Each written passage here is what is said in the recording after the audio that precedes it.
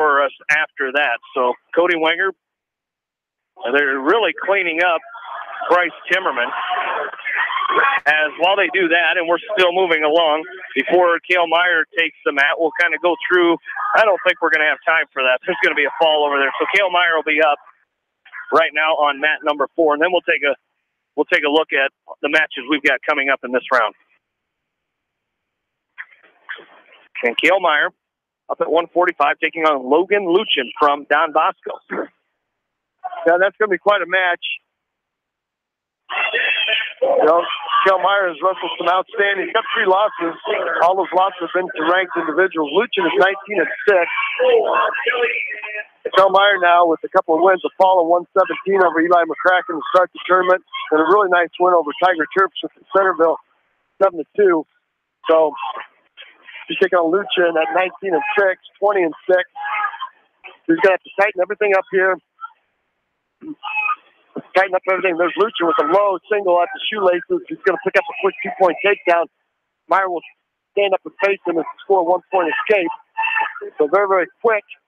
Luchin went right to the lace, to the right shoelace of Cale Meyer, then right through the back door, then out the back side, and picked up a quick 2, and Meyer came right back. Meyer came right back with a 2-point takedown. Let's see if he can get the 2-point takedown of his own. Got a front headlock. He's back behind Luchin. He's going to try to lift and return Luchin. There's going to be a 2-point takedown right there, making the score 3-2. And with 1:07 left to go, Luchin with the stand-up, fighting some hands. Meyer trying to pull him up. There's a lift and return by Meyer. Boy, does a very nice job with that lift and return, and he brings it down with some authority. Luchin with the stand-up off the edge of the mat. He's going to turn in and face Meyer with good hand control. Back to the center of the mat we go. We're tied up at 3s with 45 seconds left to go. A lot of action here, and you would expect this in this semifinal with some quality wrestlers here. Don Bosco leading the tournament with 131. West Liberty in second place at 110. Williamsburg at third with 99. And West Delaware is deep back into it. There's a nice shot by Meyer. He's in deep. You have an inside single on the left side of Luchin. Luchin's going to side. Off the edge of the mat they go, 19 seconds. West Delaware's creep back into 4th at 91 points. Just 8 points out of second here. They're out of third. Cody Wenger still trailing 1-0. It's the third period. Wenger underneath of Bryce Timmerman from Benton Community, trailing 1-0. Long shot by Meyer, caught the knee. There's that low single again by Luchin. This time Meyer ready for it. 4 seconds left to go. There's a really nice, Meyer had a really nice shot, got the back of the knee of Luchin, couldn't quite pull the knee in, and then Luchin with a really good shot. Cale Meyer's choice is going to choose down. Jamie, Don Bosco's cradles are like Assumption's legs. You got to keep your head up and have great hand control. Yeah, you really do. And got out here in front of us on mat number 1, it's Heath Moyer from Northwind wrestling in the semifinals, taking on Peyton Hellman from Union LaPorte City. As Moyer, the number 1 seed in this tournament, has had 1 win. He had a bye in the first round. He pinned Thomas Madison from Independence in 1 minute 58 seconds to get himself into the semifinal. Cody Wenger still underneath over on mat number 2, underneath of Bryce Timmerman, trailing 1-0 with 50 seconds left to go in that third period. Cale Meyer with a 1-point escape. Now we're going back to neutral. Luchin with the stagger stance. Meyer in on a shot. He's got the knee bent this time of Luchin. He's got the left knee bent. He's going to have to pop his head to the outside. Kind of cross to a double. He's in good position, but he's got to pop his head to the outside. He's got his head caught between the legs of Luchin. And then he's going to circle. He's going to circle to the left of Luchin and try to climb the spine. Luchin's got to go through the legs, through the crotch of Meyer. Meyer's trying to pop his head out and cover up Luchin. He's got a 2-point takedown. He ends up with a Turk. Let's see if he can go cross-face with the Turk, the far shoulder. Might have Luchin, might score some back points here. Meyer's just being physical right now. Luchin's trying to tap out right here. Meyer's got a Turk in.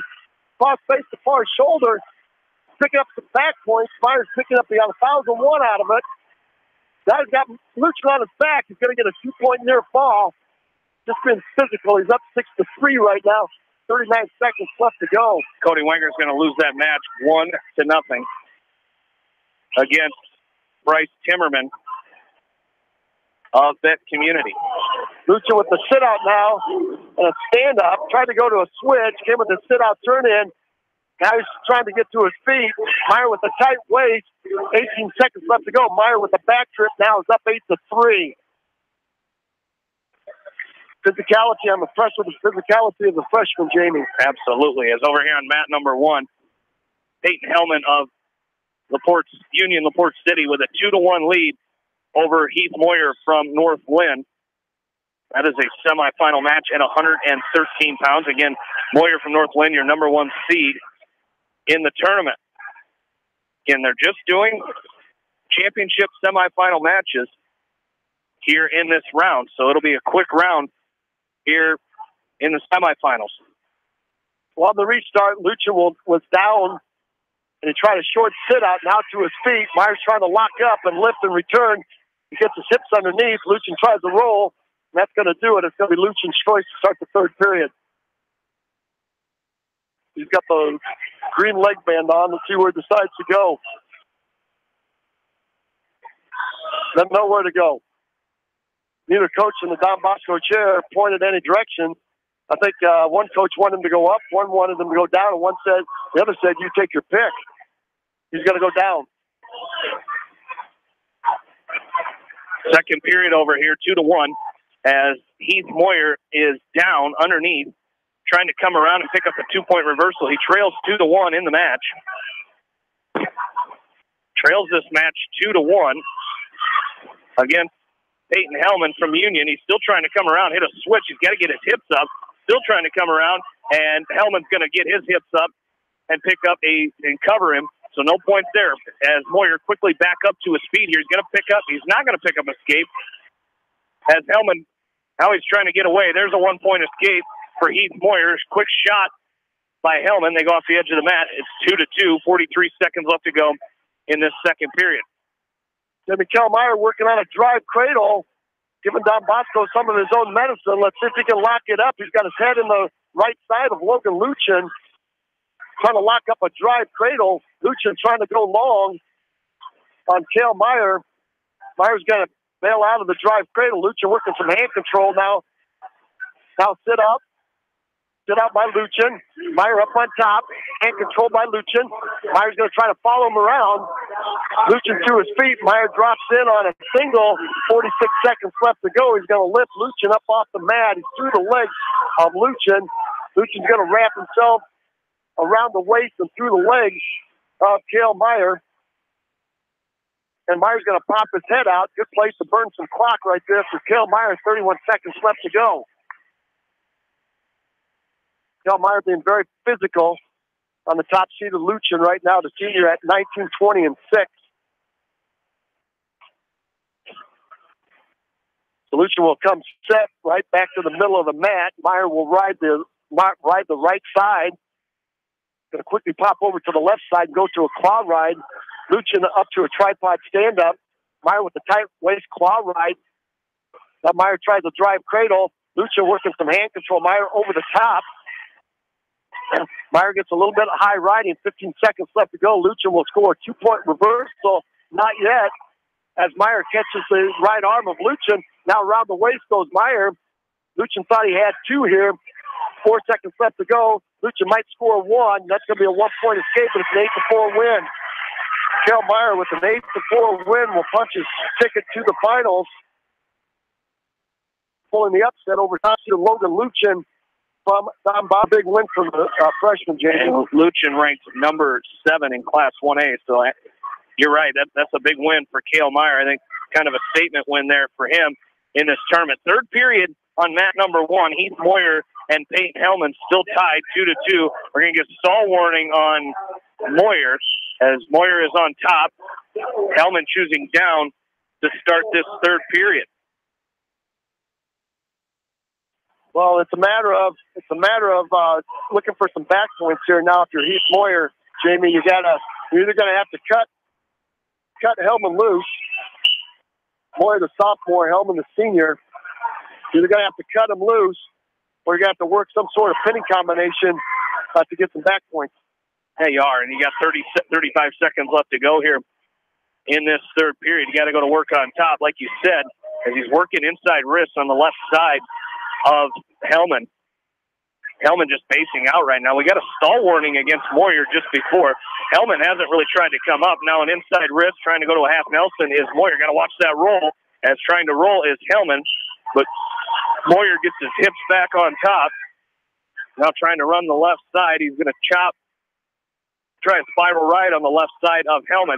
Got to be careful. 5 seconds left to go. He's going to break him back down, and we're going to go to overtime here in this semifinal match at 113 pounds. So 113, we're going to overtime in the semifinals here. And Peyton Hellman. The winner will take on the winner of the other semifinal, one in which he's Michael McClellan of Don Bosco leading Tristan Sales of Eddyville 9-1. And there's going to be a 2-point takedown for Heath Moyer. In overtime, Heath Moyer is going to win this match. And it's going to be a 4-2 overtime victory for Heath Moyer of North Lynn. And he will advance to the finals after a 4-2 overtime win over Peyton Hellman of Union. So nice job there by Heath Moyer getting himself into the finals as the number 1 seed. As now we move up to weight class. Going to move up here to weight class 138. It's going to be Matthew Doyle of Independence taking on Coy Roos. Coy Roos of West Liberty. Well, Jamie, Heath Moyer in the finals will be Michael McClellan. I believe it will be Michael McClellan with 11-4.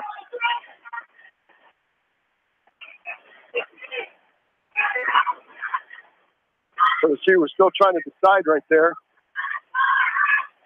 Oh, yeah, Michael McClellan, 12-4. 12-4.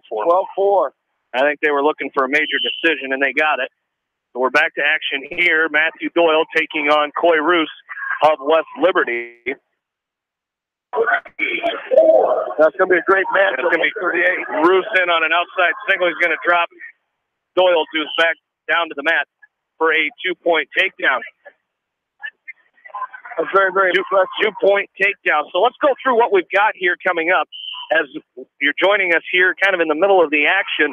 For those of you listening on 94.7 KMCH, 106 pounds, 2 area wrestlers in at 106. Luke Farmer of West Delaware is wrestling in the 7th place semifinal, consolation semifinal. He will be taking on Dakota Tatro from Cedar Rapids Jefferson. On the bottom side, it's Brock Eldridge of Independence wrestling in the 7th place consolation semifinals. On Mike Betterton of Benton Shellsburg. 113 pounds, as you just heard, Heath Moyer of North Lynn with a 4-2 win in overtime in the semifinals. He will now take on Michael McClellan from Don Bosco. Evan Woods of West Delaware, consolation semifinals. He will take on Brian Collins of West Liberty. On the bottom side, it's Thomas Madison of Independence, also wrestling in the 7th place consolation semifinals. He will take on TJ Fitzpatrick of Davenport Assumption. 120 pounds. Caleb Straw of Independence is wrestling in the 7th place consolation semifinals. He'll be taking on Carson Birchland of East Marshall. Riley Dolan of West Delaware went 0-2 today and was eliminated from the tournament. 126 pounds. 3 area wrestlers there. Holden Griffith of Independence, he went 0-2, he went 1-2 on the day, as he goes 1-2 and was eliminated from the tournament. Shot of North Lynn, he's wrestling in the 7th place consolation semifinal. He will be taking on Nathan Lauderwasser of Cedar Rapids Jefferson. Dave Lee Mowry of West Delaware also wrestling in the 7th place consolation semifinals. He will be taking on Joe Foreman of Cedar Rapids, Washington. Matthew Doyle, first period over. He trails 2-0. His choice, he chooses down to start the second. Back to our updates, 132 pounds. Fisher Crawford of Independence goes 0-2 today and was eliminated from the tournament. Ryan Phillips of West Delaware is in the 3rd place consolation semifinals, as he will take on, haven't seen a final on that one, he'll take on either Matt Robertson of Davenport Assumption and Alex Hanna of Eddyville Blakesburg. So Ryan Phillips is 2-1 on the day so far. 138 pounds. Cole Engel of West Delaware is in the 7th place consolation semifinal. He will take on Ivan Heitman of Williamsburg in that match. Trevor Cherry of Northland was beaten by Heitman, so Cherry has been eliminated from the tournament. And Matthew Doyle wrestling right now in that semifinal at 138 pounds. 145 pounds, you just heard Cale Meyer of West Delaware advancing to the finals, as he will take on the winner of Justice Dingler from West Liberty and Sage Walker of Eddyville Blakesburg. That's currently an 8-1 Walker lead over on mat number 5. Also at 145 pounds, Austin West of Northland. He went 0-2 on the day and was eliminated from the tournament. Joe Preeb of Independence is wrestling in the 7th place consolation semifinals. He will take on Riley Holt of Williamsburg. 152 pounds, we have an area matchup in the semifinals. It's Jarrett Orr of Independence. The senior will take on Mitchell Mangold of West Delaware. Mangold, the 2 seed, has 1 fall on the day. Orr has a fall and a win over the number 3 seed, Dakota Bauer. So it'll be Mangold and Orr in the semifinals at 152. One point escape out here in front of us in the semifinal at 138. It's Coy Roos of West Liberty with a 1-point escape. He leads Matthew Doyle of Independence now 3-0. 160 pounds, Jared Voss of West Delaware is in the semifinals. He will take on top seeded and second ranked in Class 2A.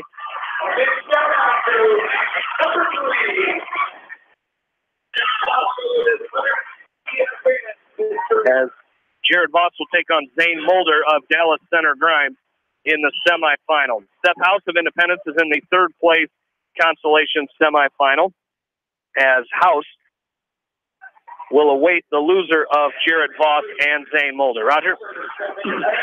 Well, in the middle of the mat, we have an escape and a takedown by Coy Roos. There's a 2-point reversal by Matt Doyle, making the score 5-2 with 5 seconds left. Over on mat number 3, to your right, Jamie, we've got a semifinal round, an area matchup. You just called it. We've got Jared Orr from Independence taking on Mitchell Mangold. Orr with the double underhook on Mangold right now, trying to foot sweep him right in front of us, right on the edge of the mat.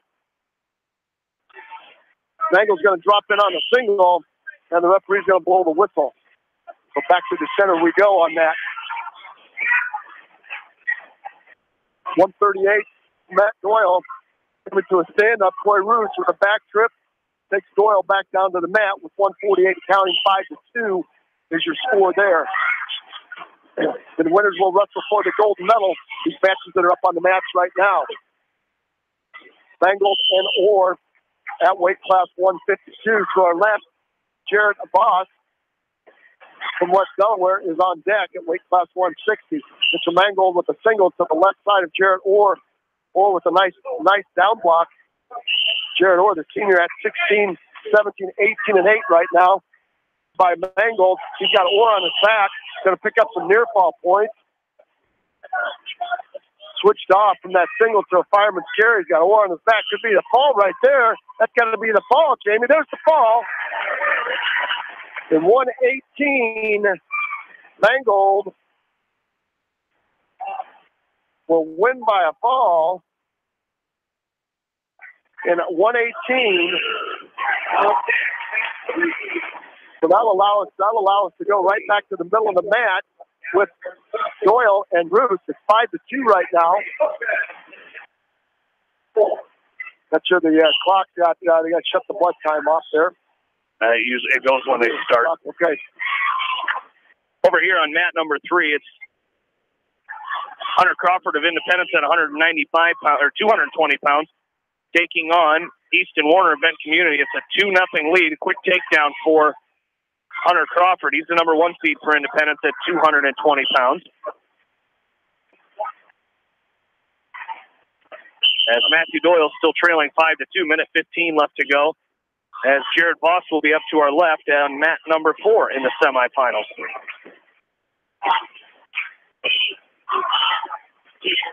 Jared Voss will step to the mat in his semifinal right now, and he'll take on Zane Mulder, the senior from Dallas Center Grimes, who's 21-0. Jared Voss now at 7-5. He had a 13-2 major decision over number 4 seed Brody Shear, who was 23-4. So Voss, no stranger to wrestling good people, as he wrestled Paul Ryan from Mount Vernon the other night to 2-1. It's a 2-1 match there. So now over on mat number 5 as well. So we've got 4 matches going on right now as Doyle finds himself nearing his back. Jack Newhouse up over on mat number 5, taking on Court Johnson from Benton Shellsburg. Johnson, number 1 seed of this tournament. So Zane Mulder out with an ankle pick on Jared Voss, and then a chicken wing, slaps a half Nelson in. Voss tried to flatten out, and Mulder threw a half Nelson in and stacked Voss up. He's going to pick up 3 with it. So a takedown and a 3 near fall. He's still got a half in deep with the chicken wing. Could be a fall here for Mulder. Voss trying to high bridge. He rolls back down to his stomach. Here comes a hard crossface by Mulder.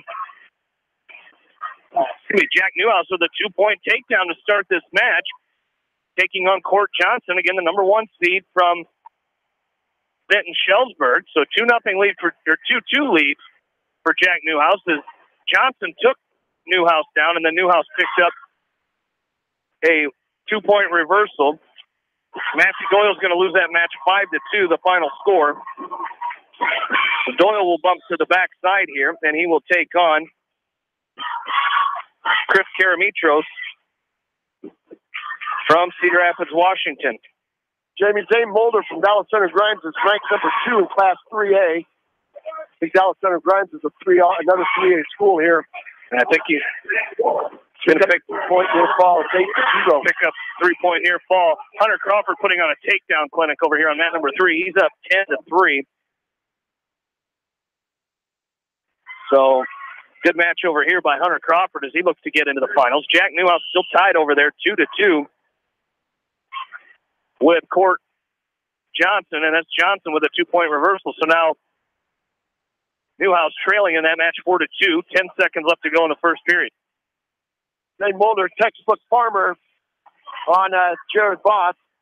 As he went inside wrist to a bar, they grabbed the chin, scooped the head, grabbed the chin of the freshman from West Delaware with 2 seconds left. Mulder looking for the fall, not going to get it, but it's going to be another 3-point near fall, making the score 11-0. So we'll quickly see how Zane Mulder can carry that number 2 ranking for the Mustangs. 2-point reversal, 2 near fall. Mat number 5 for Court Johnson. He goes out now 4-2. It was a reversal at the end of the first period. Okay. And over here, it's going to be a 19-3 tech fall for Hunter Crawford at 220 pounds for Independence. So Crawford with a 19-3 tech fall over Easton Warner of Benton Community. So Crawford is into the finals for the Mustangs. As we'll get his opponent in just a little bit, but he advances to the final. That means Easton Warner will bump to the backside. That'll be Ben Ridenauer's opponent. Consolation semifinal. Zane Mulder now working an inside wrist on the left side of Jared Voss. He's up 13-0, looking for a tech ball. That's going to let Voss sit out, knee tip. Looking for a drive cradle, looking for some more back points. Jack Newhouse off the edge of the mat, 4-2. He's down 4-2 over Court Johnson with 1 minute left to go in the second period. A 1-point escape by Voss as Mulder's going to cut him loose. High crotch step by Mulder. Voss is going to square him up. And the young freshman giving Mulder a little something back. As Newhouse looking for a turnover there on mat number 5. As again, he's taking on the number 1 seed here, Court Johnson, senior from Benton Shellsburg. Newhouse, the sophomore, looking to turn Johnson over. He's done a good job of riding him so far in this second period. As Johnson trying to get away, now he hits a quick switch, and he's going to pick up a 2-point reversal. As Newhouse, a lot of pressure forward, and it was kind of a disappearing act there for Court Johnson as he switched over and hit a quick switch and takes a 4-point lead now on Jack Newhouse. It's 6-2, 15 seconds left to go, second period. Jared Voss with a hard collar tie. It's going to be a 2-point takedown by Mulder, and that's going to end it. Tech ball 17-2 at 3:53. So Mulder will win that match. That'll send Voss down against Seth House. That'll be a good match right there. Area matchup, Seth House and Jared Voss. Third period at 6-2. Newhouse with a quick takedown. He's now down 6-4. He's going to cut Johnson loose. He did not get the escape. Now a neck wrench attempt as Johnson's going to come around the backside. He didn't cut him loose. As once Johnson came up, Newhouse tried to go into a front headlock. That's kind of a young mistake by Jack Newhouse. You just got a real quick takedown. You're going to cut him loose. You got to let him come up and let him get the escape as quick as that takedown came from Jack Newhouse. Well, you're exactly right, Jamie. He was just anxious to score some more points. They're trying to score some points to win the match. He's got 112. We have an accident right here, Jamie, in front of us. Got to get those managers out of the way. 102 left in counting in this match. 8-4. Fort Johnson ahead of Jack Newhouse. And Johnson right now with the drive cradle, near side cradle on the left side of Jack Newhouse, trying to turn Newhouse over to his back for some points. Newhouse is really going to have to fight to get out of this pinning combination as he busts the grip. They're going to get a stalemate. Good job by our official. Got a stalemate right there. So Newhouse still has time. But needs a reversal and some back points. Escape, takedown, and some back points. Here comes a cross body ride by Johnson. Hard cross body ride on the left. Hard cross face. Hard cross face from left to right by Johnson. Johnson now sitting over the left ankle of Newhouse. Now far side half Nelson by Johnson. Not sure what he's going to do with it there. Maybe kick off the legs and jump over.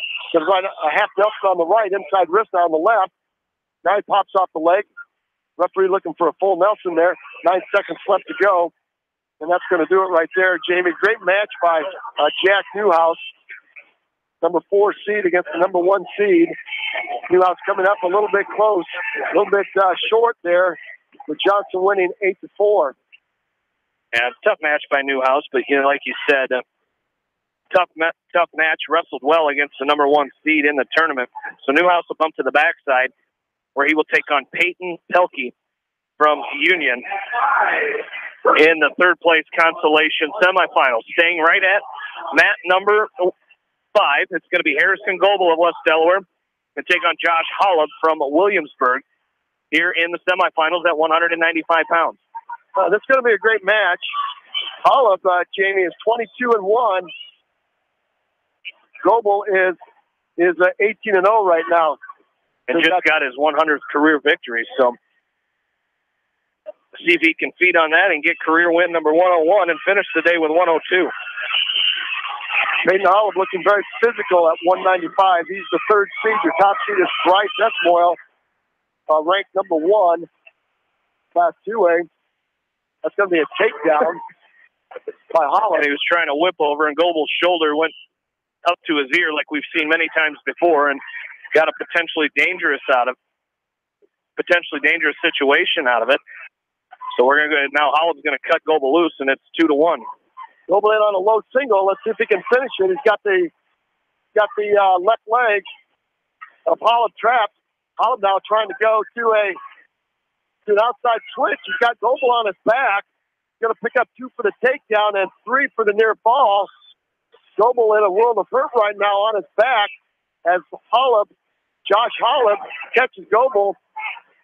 Not going to get the fall, but he's going to get 2 and 3. He's up 7-1 right now. Now he's got a chicken wing. He's got a chicken wing on the right side and inside wrist on the left side. Josh Holub, Goebel ranked number 6 in Class 2A. Let's check and see. Check and see where Holub is ranked. Holub is ranked number 8 in 2A. We got a state meet medal match here in the semifinals. With Holub right now, 22-1. Holub now taking the lead. There's an arm drag attempt by Holub. Noble's going to have to find something that's going to work here on the senior from Williamsburg. Tight team race here, but Delaware in 4th, Williamsburg in 3rd. First period comes to a conclusion here. It's 7-2 Holub lead. Noble's choice is going to choose down. I think that's a good choice, Jamie. When you're down by that many points, you can't defer and give your opponent an opportunity to make that gap even wider. No, and he's got to quickly come up to his feet. And Holub's pretty tough. We're seeing that early on as he goes right into that cross body right here. So he's going to have to. Noble's going to have to make something happen here in this third period, or second period. He knows how to make something happen here. He's going to get 2 and 2. Got the reversal, and the 2 back at 7-6 now. And we're just hoping that Holub would throw the legs in on Goebel because he's done that to a lot of people. Now he's got to go to work riding and look for some back points off that. And we're blocked by some coaches and the official over there, Jamie. We talked about not having to stand up this year, but we're going to have to stand up to see some action. Holub coming to a tripod stand-up. Goebel doing a good job riding. Holub's going to try to dive in, try to grab. There's a hard cross face by Goebel from right to left. He's got Holub on his poster on his left shoulder in a butcher. Let's see if he can take a big step and turn Holub to his back. 58 seconds left. And we're going to get a stalemate. Back to the center we go. Nice job by Harrison Goebel. 7-6 on your scoreboard. 55 seconds left. Over here on mat number 3, it's going to be Evan Woods for West Delaware taking on Brian Collins of West Liberty. This is a 7th place consolation semifinal. So the winner will go for 7th and 8th. The loser will be bumped from the tournament. I was going to get a caution against Goebel. So he'll have to get a restart. Trying to go a tight waist, deep waist, far ankle on Holub.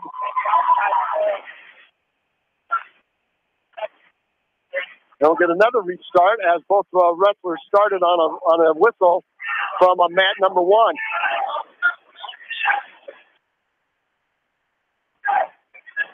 They'll get a caution against Goebel. Not sure what our referee wants there. Goebel's in good position there. 2-point takedown to start the match over here for Brian Collins of West Liberty over Evan Woods. Woods now with a 1-point escape. Woods trails 2-1. 39 seconds left to go here in period number 1. Yeah, on the restart, Holub right to his feet.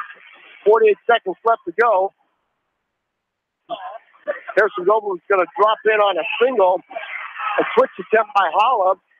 Holub's got the right leg of Goebel. Now he's going to try to step behind and hook the leg of Goebel. Goebel's going to try to come out the back door. No points there. Might be a 2-point reversal by Holub. There's a 2-point reversal by Holub. Out here on mat number 1, this is the 7th place consolation semifinal. As this is Thomas Madison from Independence with a 2-point takedown on TJ Fitzpatrick from Davenport Assumption. So 2-0 lead for Madison. Evan Woods, first period over here in the 7th place consolation semis.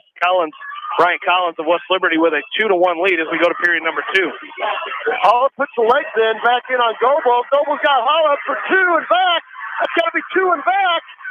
That's 2 and back. Goebel might have a fall here with 5 seconds. He's got Holub on his back.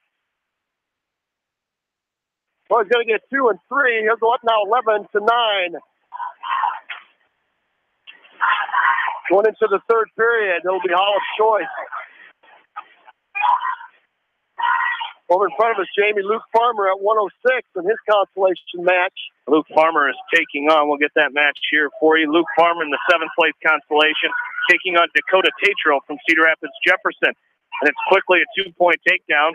Should be a 2-point takedown for Farmer. He's got a drive cradle locked up, looking to turn his opponent on the side, but they're going to go out of bounds. It's 2-0. Luke Farmer with the lead. Over here, Evan Wood still trailing 2-1. He went down to start the second period. Minute 10 left to go in that match. And Thomas Madison leading 2-1 as Madison, a penalty point against him. So 2-1 is our score over there on mat number 1. Thomas Madison in the 7th place consolation semi. Pollock chooses down to start the third period, and Harrison Goebel up on top, right in the right side. He goes hard crossface from right to left, trying to set up a Butcher. Olive now back up on all fours. Goebel drops back behind and scoops the left ankle. Now Goebel trying to set up a crossface cradle, using that wingspan, trying to lock up the cradle on Hollop. 103 and counting. Oh, Goebel has the cradle locked up, Jamie, and he called a stalemate. Coach Boss just shaking his head there. Harrison Goebel with the crossface cradle lock. And over here, Luke Farmer with a fall in 1 minute and 15 seconds. That's at 106 pounds. So Farmer with the fall, he'll wrestle for 7th and 8th place here as he gets a fall in 1:15. So Luke Farmer will take on the winner of Brock Eldridge from Independence and Mike Betterton of Vince Shellsburg for 7th place. Evan Woods trying to score a 1-point escape. He doesn't. Ties this up, Jamie, with 8 seconds left to go in period number 2. Harrison Goebel with 33 seconds left to go has Hollop down. Still working the crossface, still working his offense. 25 seconds left to go. It's 11-9. What a match. That match is worthy of a state medal match right here. 15 seconds left to go. Goebel trying to set up the crossface cradle. And he's got a hard crossface from right to left. Hollop trying to get his base back. That's going to do it, Jamie. Hard fought match there. What a match that was. Goebel at one time was down by 5. Fought himself back into the match and wins that 11-9. Great job there by Harrison Goebel, getting down in a hole 5-0 right off the bat, being able to come back. That's a great win by Harrison Goebel. Over here on mat number 3, a 1-point escape here for Brian Collins of West Liberty over Evan Woods. So he leads 3-2. Now a shot by Collins. Woods trying to down block and come around. Got to trying to cut the corner here and trying to go around and spin around for 2. Collins grabbing onto the leg of Evan Woods. Woods trying to score here. Again, all these matches we're calling now are 7th place consolation semifinals. We'll have a few matches yet with wrestlers in the semifinals, as I believe we still have. No, we're done with our area wrestlers are done with semifinals front side. So these matches here are all 7th place consolation semis. Middle mat, it's a 5-2 lead for TJ Fitzpatrick over Thomas Madison of Independence at 113 pounds. And over on mat number 5, it's Carson Birchland from East Marshall with a 5-0 lead over Caleb Straw of Independence. 2-point takedown for Evan Woods. He will go up now 4-3 with 36 seconds left. Woods with an over and under in Oklahoma trying to scoop that right leg. He's got to get a 2-point near fall out of it and go up now 6-3 with 22 seconds left. Well, that's a nice job there by Woods, Jamie. Got in on that shot, back trip, finished it. Got the tilt in there, goes up 6-3 now with 19 seconds. Well, that's an outstanding job there to stay in the tournament. You like to see the guttiness and the grittiness of the Hawks coming out here. Stand up now. Woods is going to drop down and pick up the left leg. Back trip. 5 seconds left to go. Woods is going to have to hang on to give up 2. You don't want to give up 1 and 2 right here. But Woods is going to advance there, Jamie, with a come from behind. Basically, he was down 2-0, and he scored 6 points, 6-3. Nice match there by Evan Woods to stay in the tournament. Absolutely. Over on mat number 5, it's going to be Birchland from East Marshall with a fall over Caleb Straw of Independence at 120 pounds. So Straw will be eliminated from the tournament here at 120, losing that match by fall in 1 minute and 44 seconds. So Straw is eliminated here. And our only match left is on the middle mat. Excuse me. We've got 3 matches going again as Stavely Mowry's up over here on mat number 3. Stavely taking on Joe Foreman from Cedar Rapids, Washington. Still in the middle mat, it's 5-2 lead for Fitzpatrick from Assumption over Thomas Madison of Independence. And now over on mat number 5, it's Curtis Schott of North Lynn taking on Nathan Lauderwasser of Cedar Rapids, Jefferson. So we'll stay with this middle mat as they're in the 3rd period there with Fitzpatrick and Thomas Madison.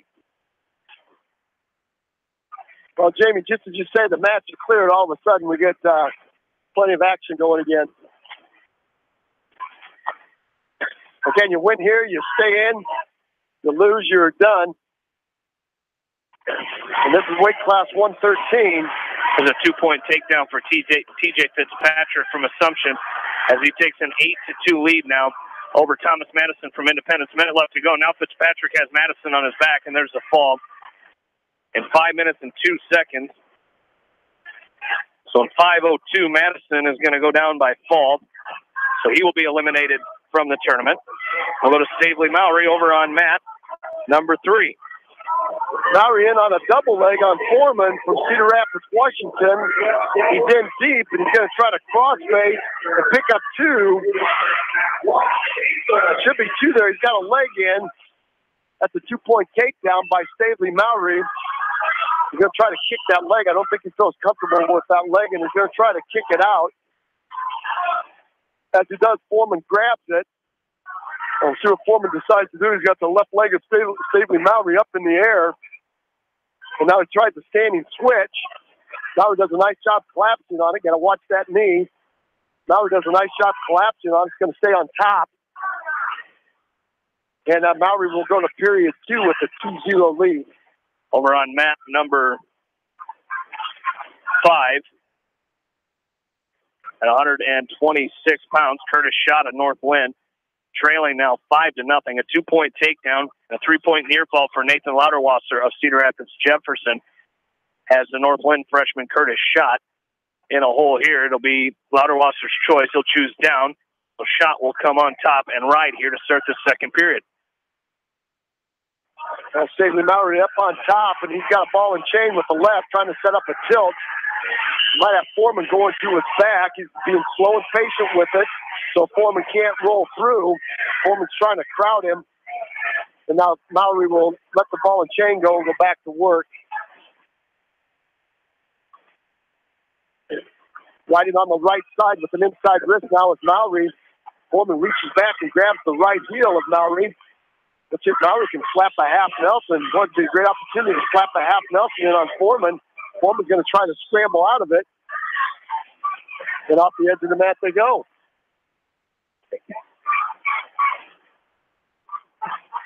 One 15 left to go. 2-0 in favor of the freshman from West Delaware. There's a Granby roll attempt by Foreman on the whistle. Nicely countered by Mowry with the tight waist. Over on mat number 5, you've got Lauderwasser 7, Curtis Schott from North Lynn at 0. And that match is in the 2nd period with 57 seconds left to go.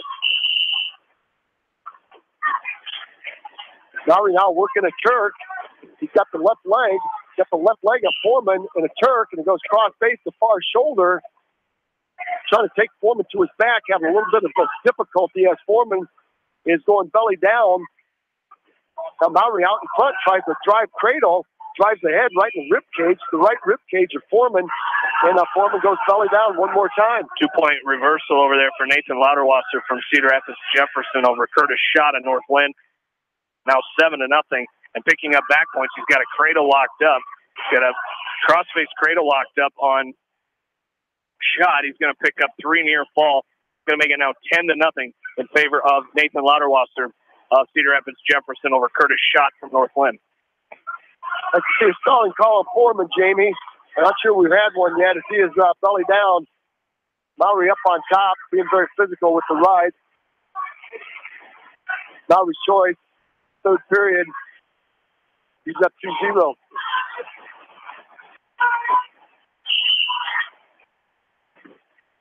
We're going to caution against Foreman. It'll be head in the middle of the back. And here's the restart. Here's the set. Here comes a cross body ride by Foreman. Quickly put in on the left side. Mowry kind of let him put it in.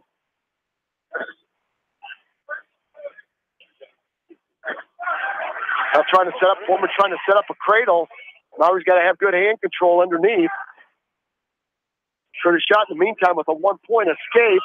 Long shot by Lottewasser. And shot up on top, trying to cut the corners, trying to stuff the head and spin from right to left and get behind the hips. Lottewasser will stand up and face shot. Back action they go. That's the neutral. Long shot by Shot. Down blocked by Lottewasser, trying to hit a go behind the score two.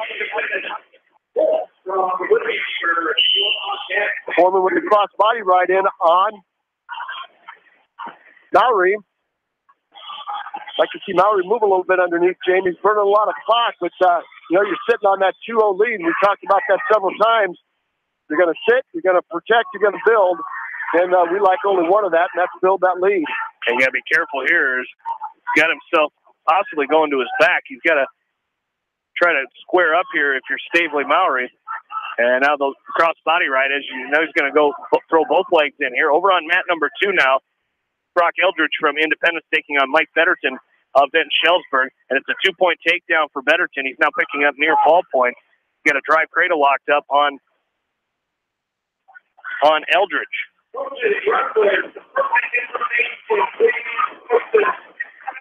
21 seconds left to go in the match.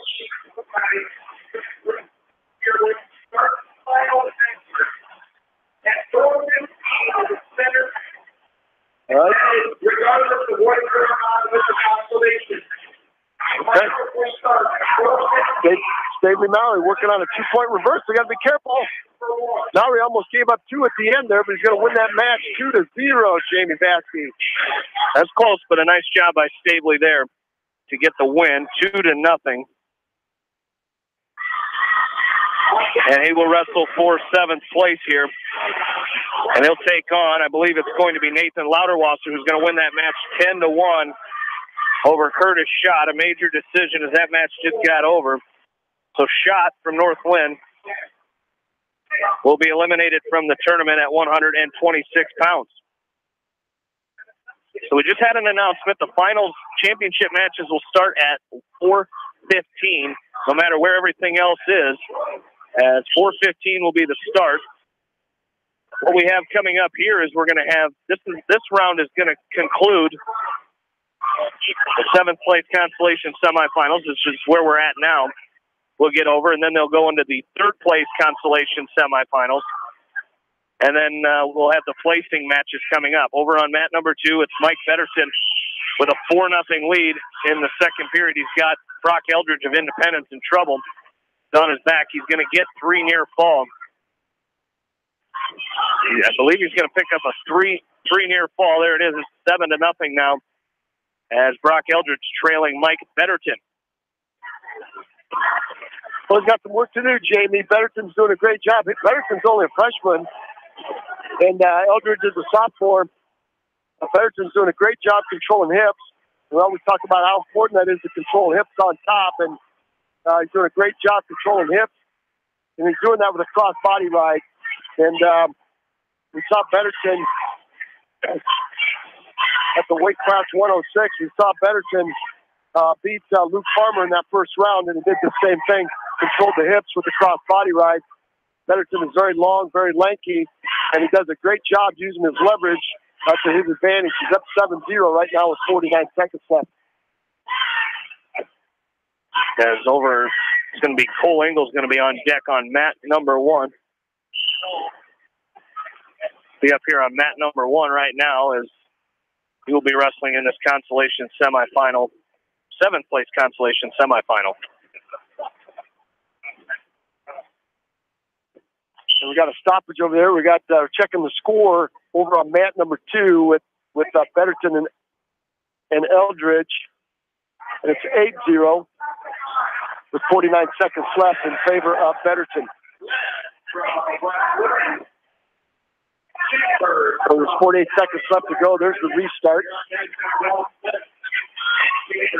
Cole Engel up on mat number 1 now, taking on Ivan Heitman at 138. Heitman just defeated Trevor Cherry of North Lynn in the consolation quarterfinal.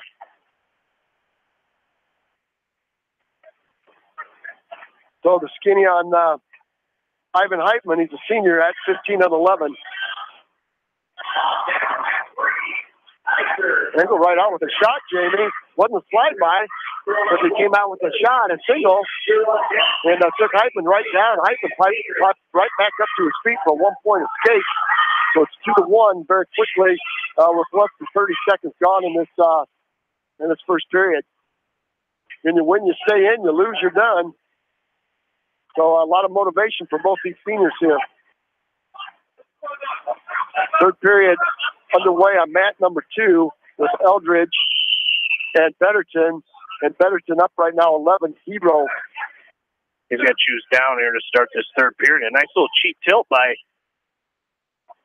Eldridge, but Betterton fights off his back. He's going to pick up a 2-point reversal. It's going to be 13-0 now in favor of Betterton. Again, that's Mike Betterton of Vince Shellsbury. He's going to pick up, looking for near fall points as he's trying to go little cross face tilt there on Eldridge, and he's going to pick up a back points, and it is going to be 3-point near fall, and that's going to be a 16-0 check fall for Mike Betterton of Vinton Shellsburg over Brock Eldridge from Independence. So Eldridge will be eliminated from the tournament. I believe, Jamie, we're going to have a rematch for 7th with Betterton and Farmer at 106.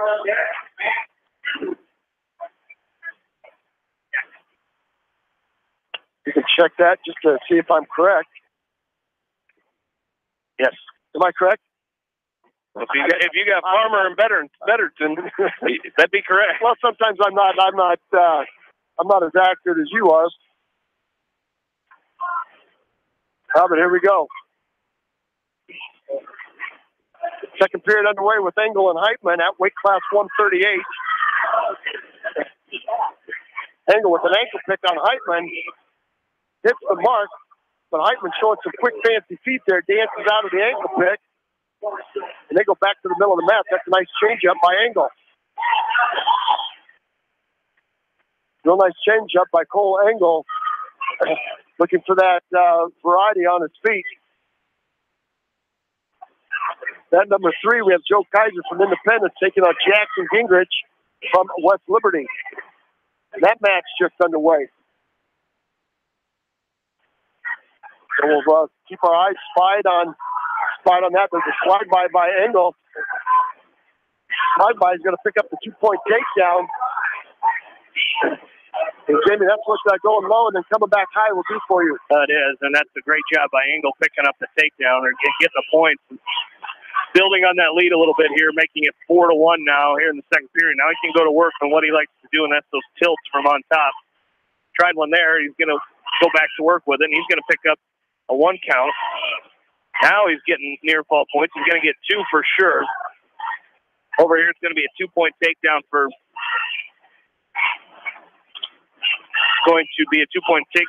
Jackson Gingrich of West Liberty.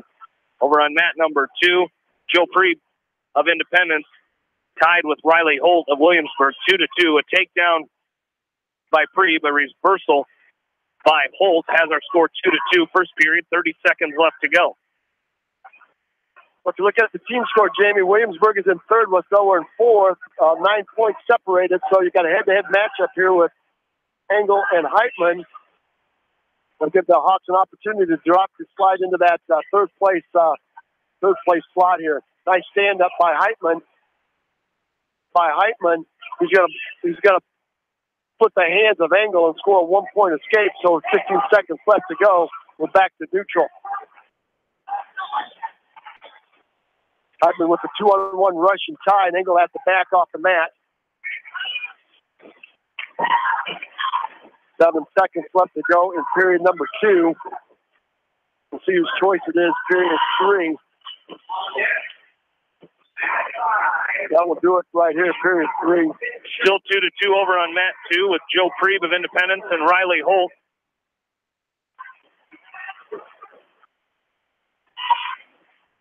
Now,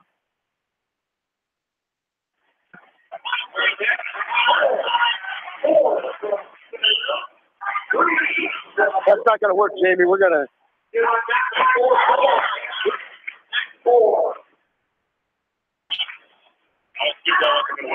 No, that wasn't going to work for us at all.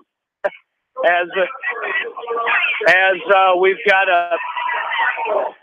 matches going on over here, it's going to be a fall. It's going to be a fall over here for Jackson Gingrich over Joe Kaiser.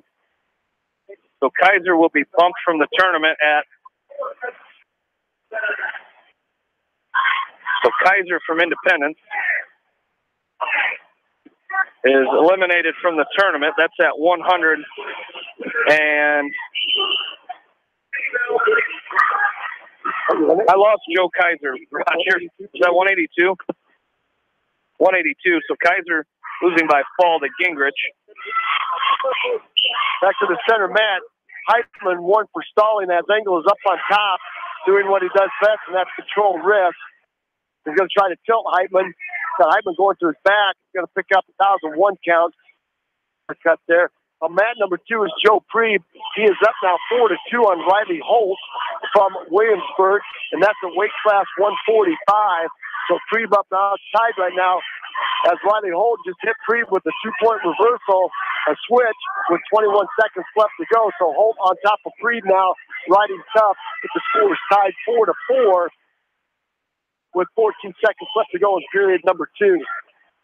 Engel up on top, 6-2 with 30 seconds left to go in this match. Engel trying to get himself into the 7th and 8th place match, stay in the tournament, score some much needed points for the Hawks as they're in 4th place right now. 9 points behind 3rd place Williamsburg. Don Bosco in a commanding lead with 180. West Liberty in second with 158. Williamsburg 143. West Delaware 134.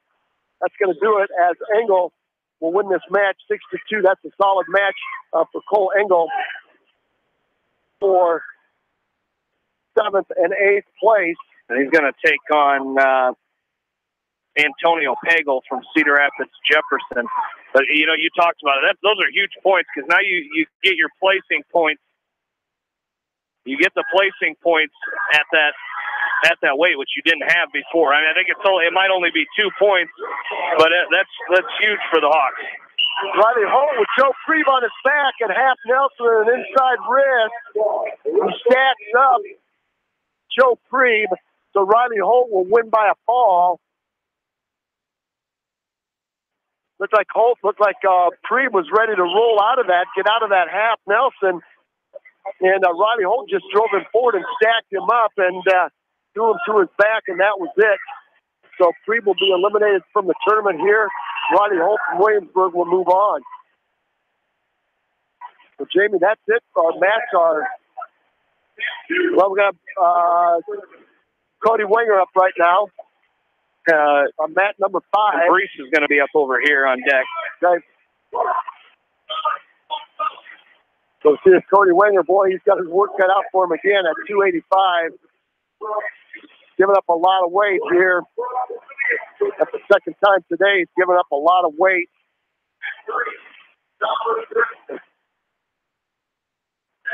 There's not been a Hawk eliminated from the tournament. Yeah, Riley Dolan has been eliminated from the tournament.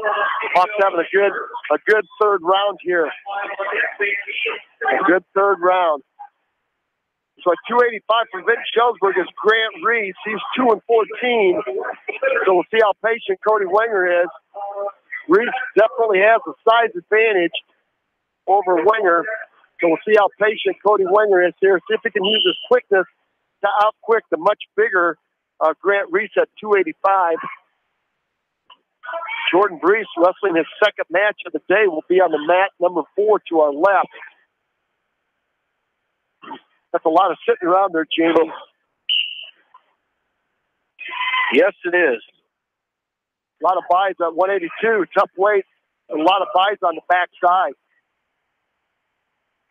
Cody Winger and Grant Reese on mat number 5.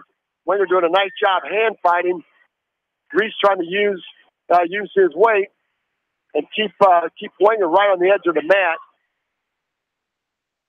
Again, that just wears on you. There's Winger in on a single, sweep single, gets the corner on Reese.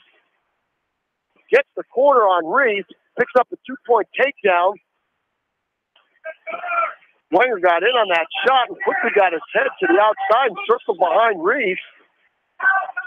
Snapped him down. That was a fantastic job there by the junior from West Delaware. With 26 seconds left to go in first period, he picked up the 2-point takedown for the early lead. That was just huge. Huge for Winger. Inside wrist now by Winger. He's got a bar out. He's got the left arm of Grant Reese out across his back. Let's see if he can finish it. He's got 6 seconds. He's going under the arm and around the head. He's got Reese on his back. Could be a fall by Winger. And it just runs out of time, but he's going to pick up a 2-point near fall. Well, I think he better take up again, Jamie, if it's his choice.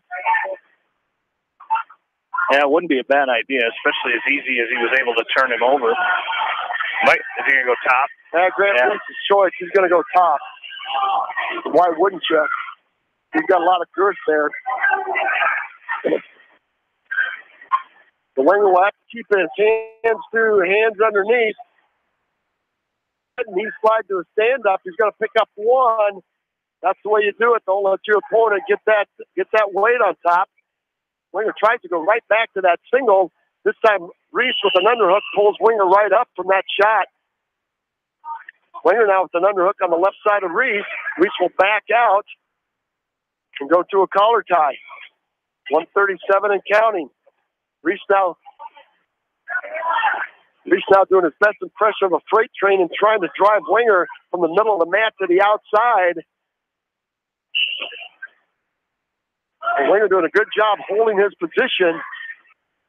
Again, giving up probably 50 to 60 pounds here to Grant Reese in weight and probably 6 or 8 inches in height. 108 and counting, 5-0 lead for Cody Winger.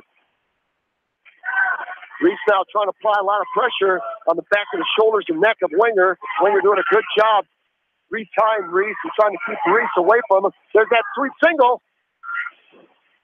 This time Reese gets the down block on Winger. Boy, just couldn't quite get the corner. He got in on the single and couldn't get the corner on Winger. Now Winger belly down, and Reese is going to try to hit a go behind on him. Maybe we'll get a stalemate as Winger's latched onto the left knee. No stalemate yet as our official is letting him wrestle under there. Reese trying to get the corner. Now we get a stalemate. Back to neutral we go. Nice job there by Winger. He got in. Got in on that shot. Almost had the corner cut. 24 seconds. Reese pushing. Winger trying to circle back in. Well, that takes your toll, Jamie, giving up that much weight. And it's, Cody Winger is going to go to the third period. He's going to go back in on that single. Oh, and Reese is going to down block on him. He's got Winger going to his back. He's going to run out of time. Boy, oh boy, oh boy. 2-2. 5-4 now. Got to be Winger's choice. You got to go up on top, Jamie. Go up on top, Cody Winger. You're up by 1. Oh, he's going down. Well, the first time today I don't have to write down Dawson Raymond Schneider's name as he was beaten, but that is going to bring Jordan Brees to the mat for the first time since his first round this morning. He had a first-round match. I wish I could see what time that was. He had a first-round match at 182. He had 2 back-to-back buys. So he is finally up over here on mat number 4. And he is taking on Peyton Moore from Centerville here in the 7th-place consolation semis. Cody Winger up by 1 point. He took down, so Reese was up on top, applying a lot of pressure. Jordan Brees at 182. In on a single. Let's see if he can back here if he does. He picked up a 2-point takedown there.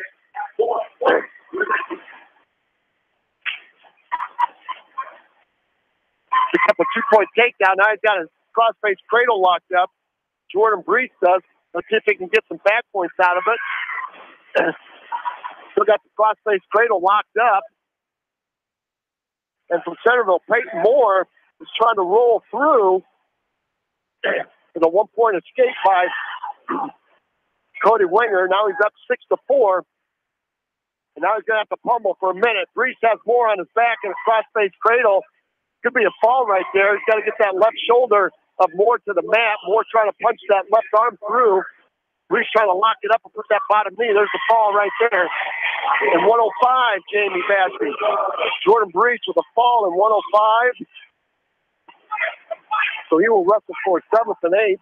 Great job there with the cross-face cradle. 35 seconds left to go here. Cody Wenger in on a shot. He's going to try to pick up a 2-point takedown on Grant Reese. And he drives Reese off the edge of the mat with 28 seconds left. Reese now, again, bull rushing Wenger. Wenger's got to push back here. Get it to Cody Wenger. Nobody's been warned for stalling. You don't have to force anything here, Jamie. Continue pummeling, working your underhooks, overhooks. Use the clock to your advantage. Make Reese, force Reese into bad position. Take advantage of it. 9 seconds left to go.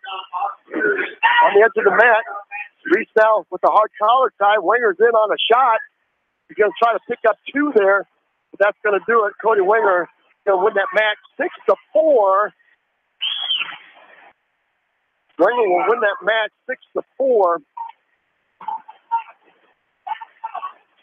He's going to take on Michael Currington. So Wenger 6-4.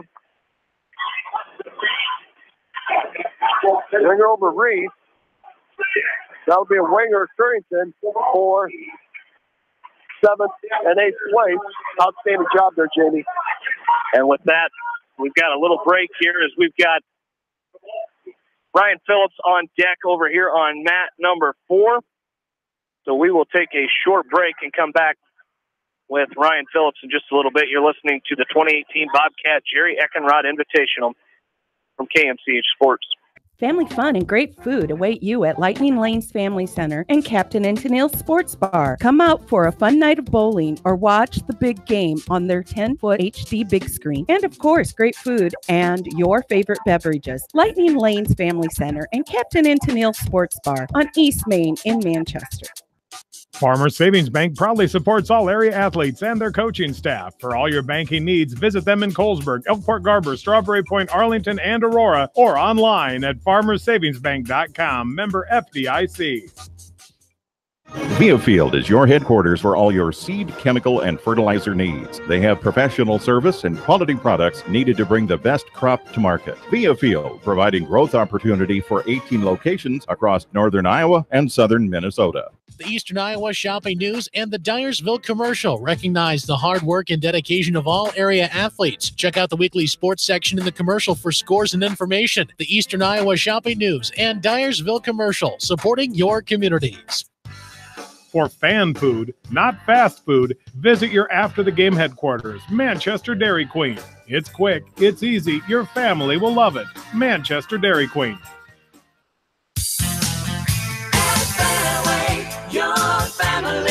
It's no secret that people come to Fairway in Manchester for their famous meats, but as you dash back to the counter to pick up your USDA choice ribeyes, don't be surprised if you find yourself lingering among the delicious fruits and vegetables in the produce department.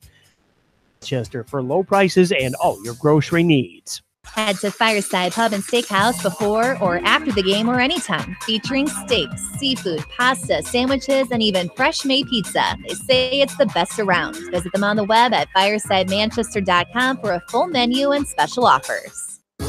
Just like a great coach, State Farm agents like me, Julie Smith, can help you develop a game plan for your insurance needs. Whether it's car, home, life, health, or business insurance, I can dig into the playbook and help you find the affordable coverage you need. For all your insurance needs, call on a winning team, the Julie Smith State Farm Agency in Manchester. Stop by Dyersville Comics and Games, your local comic book and gaming store today. Gaming events go on daily, and there is a great selection of comics and games to choose from. It's definitely worth a stop. Dyersville Comic and Games, located on 2nd Avenue Southeast in Dyersville. Best of luck to all area athletes and coaches on a successful season. Hi, this is Chris Henry, Service Manager at Brown Sales and Leasing in Elkader. Our goal is to make your car buying experience the best possible, and our factory-certified technicians are dedicated to you and your vehicles. Stop in and see us at Brown Sales and Leasing in Elkader, or visit us online at 4browns.com. Your hometown dealer, wherever your hometown may be. Best of luck to all area athletes and coaches. At Three Rivers, our customers come first. Your business is very important to us. Our goal is to provide you with the best products and service that you have come to expect from Three Rivers. Visit our website at threeriversfs.com or the location nearest you. Three Rivers, your partner in growth solutions. Citizen State Bank, your locally owned, community-minded, and customer-oriented bank, is here to serve you. Choose one of their 7 convenient locations in Winthrop, Monticello, Manchester, Ryan, Strawberry Point, Hopkinton, and Nubiana. Citizen State Bank, community banking with people you know, member FDIC. This is Jamie Vaskey, the voice of the West Delaware Hawks, and I've had the chance to review the Good Neighbor Society's playbook, and I got to tell you, they are friends in your neighborhood, designing plays to get you home fast. If you need help getting back in the game, contact the Good Neighbor Society Rehab to Home team at 563-927-3907. Reminder is proud to support all the area teams in athletic action and appreciates their efforts in the classroom and during sports. Check out all the sports photos in each week's issue of the Edgewood Reminder. TriVet Associates is a mixed animal veterinary clinic with offices in Farley, Dyersville, and Holy Cross. Our 8 doctors serve the Dubuque, Manchester, Guttenberg, and Cascade areas and provide veterinary services to both large and small animals. For more information, find us on Facebook or visit our website, trivetinc.com. High-Tech Communications is your local service provider for telephone systems, fire detection, audio, video, security and surveillance systems, wiring, and more. High-Tech has decades of experience in the industry. Contact High-Tech at 563-927-4936, online at hightechcommunications.us. High-Tech Communications, changing your world with technology. Are you looking for great food and a unique atmosphere? Then make Okoboji Grill your next lunch or dinner destination, or enjoy 2-for-1 happy hour every Monday through Thursday from 4 until 6 p.m. That's Okoboji Grill, 1749 Golf Course Boulevard in Independence. Okoboji Grill, where good friends meet. When selecting the right tire for your vehicle, you want choice. Bobin Tire and Automotive Service in Manchester gives you choice with the top tire brands available today. For the tire choice you want and the service your vehicle needs, see Bobin Tire and Automotive in Manchester. Open Saturdays for your convenience. Whether it's an orthopedic, sports, or occupational injury you are suffering from, Regional Medical Center Therapy Services has you covered. With a customized treatment program, Regional Medical Center Therapy Services can get you back on track in the active game of life. Regional Medical Center, excellence in healthcare, close to home. Insurance is a contract to protect what you value the most, whether it's your auto, home, business, health, or even your life. AAA and People's Insurance Agency have been protecting all of your assets for years. So please call your local licensed AAA agent at Mormon Insurance Agency, a member of People's Insurance in Manchester, for a free review of all of your insurance needs, because trust is everything. This is Phil from Gateway Appliance in Manchester. When you need service, call us. If it's time for a new appliance, we have the selection you're looking for. Gateway Appliance Sales and Service, 111 West Main Street in Manchester. Or find us online at gateway.biz. That's G, the number 8, WAY.biz, and on Facebook.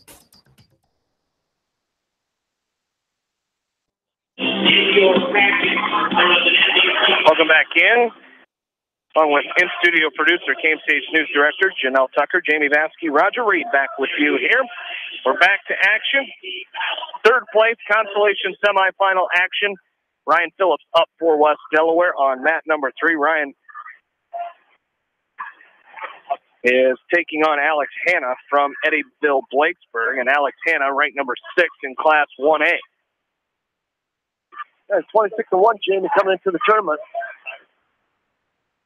So tough match here for Phillips. And again, we'll be watching this as we go through the well here in about a month. And tell you what, this weight class right here at 132, you're going to have a lot of these guys up on the podium. Phillips in on a shot, outside single. Hannon a down block, showing a little bit of strength, trying to cut the corner on Phillips. He's finally going to get the corner cut, pick up 2. That was just a great shot by Phillips, and he got in deep, and a down block by Hanna. Hanna, very, very physical wrestler up on top. Seeded number 5 coming in. Seeded number 5. Phillips seeded number 6 coming in here. So you got some guys, a whole bunch of guys with 1 loss. A whole bunch of guys with 1 loss, and going at it in the tournament. 35 seconds left to go. Knee slide to a stand-up by Phillips. A chop and a drive forward by Hanna. Now Cradle is going to be a 2-point reversal by Phillips. Let's see if he can get that 2 in. Boy, he's got to step behind. He's got 22 seconds. He's got to step behind and hook the leg. Hanna's going to latch onto the right leg of Ryan Phillips. Phillips is trying to get behind and pull himself up on top. 9 seconds left to go. See if they can score a point here, at least one. Trying to get a cross-body right and trying to get a leg in. Hanna's going to try to block him off, and no change of possession there. No change of position. Well, that was very close there. Ryan could have used 2 points right there. Hanna's got the green ankle band on, so he will choose down. Over on mat number 5, it's Jared Orr of Independence taking on Christian Atkinson from Benton Community. Quickly out to a takedown is Jared Orr.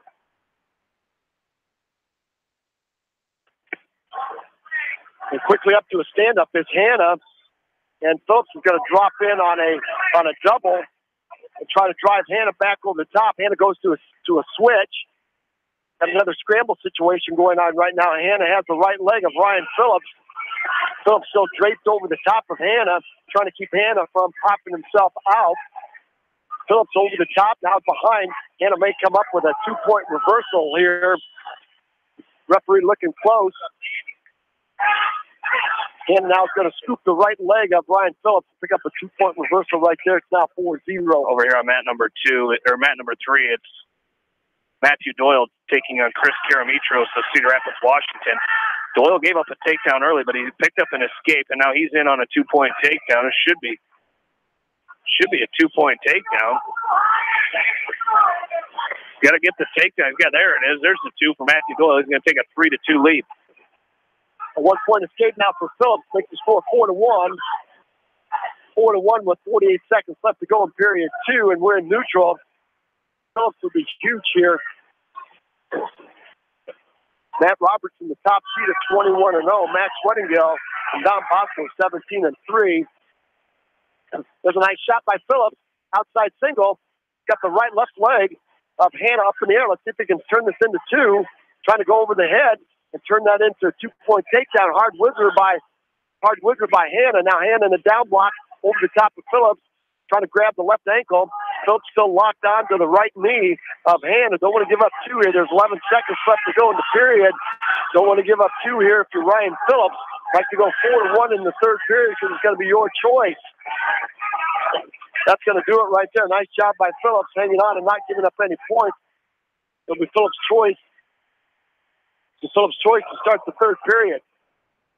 Over on mat number 5, 4-0 lead now for Jared Orr. He's picking up back points too in the second period over there. 45 seconds left. Orr's going to pick up 2 and 3. Should be 7-0 now in favor of Jared Orr over Christian Atkinson. Matthew Doyle now with a 4-2 lead over Chris Karamitros of Cedar Rapids, Washington.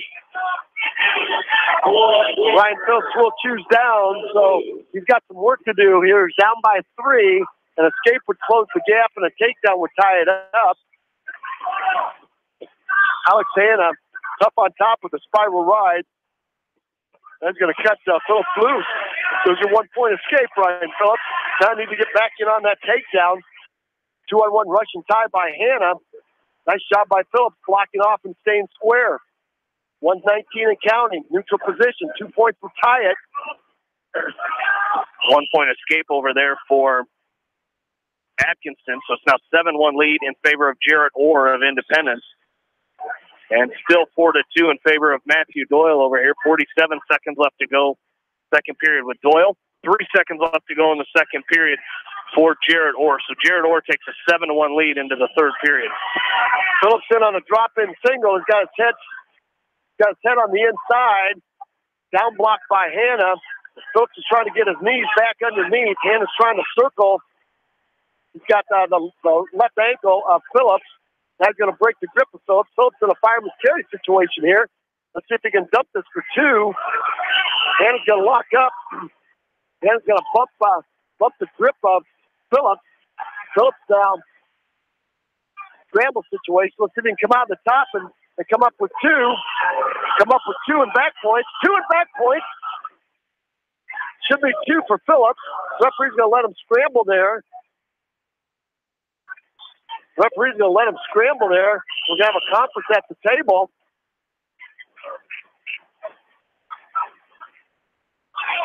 Should have been 2 and 2. It should have been, not sure there, Jamie. That was close. As kind of a scramble situation, the Hawks are going to try to plead their case here. A 2-point takedown over here for Karamitros of Cedar Rapids, Washington, has tied the match 4-4 with Matthew Doyle at 138 pounds as they're just about to start the third period there. As over on mat number 5, 8-1, now 10-1 lead for Jared Orr.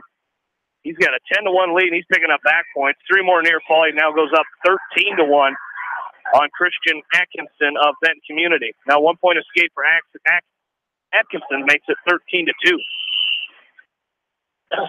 Time's going to run out here, and Phillips is going to drop a 4-2 decision to Hannah.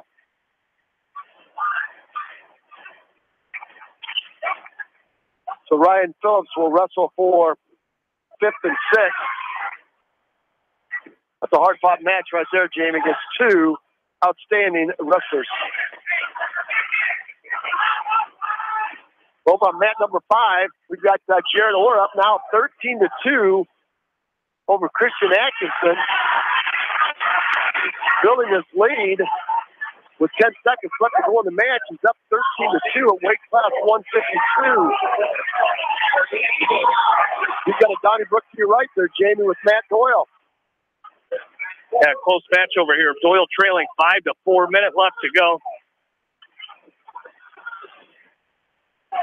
Minute left to go in the match. Doyle's got to get going here. He's underneath. Jamie, that's a 13-2 decision, major decision for Jared Orr at 152.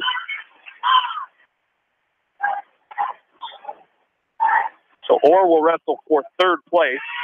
13-2, you said? 13-2.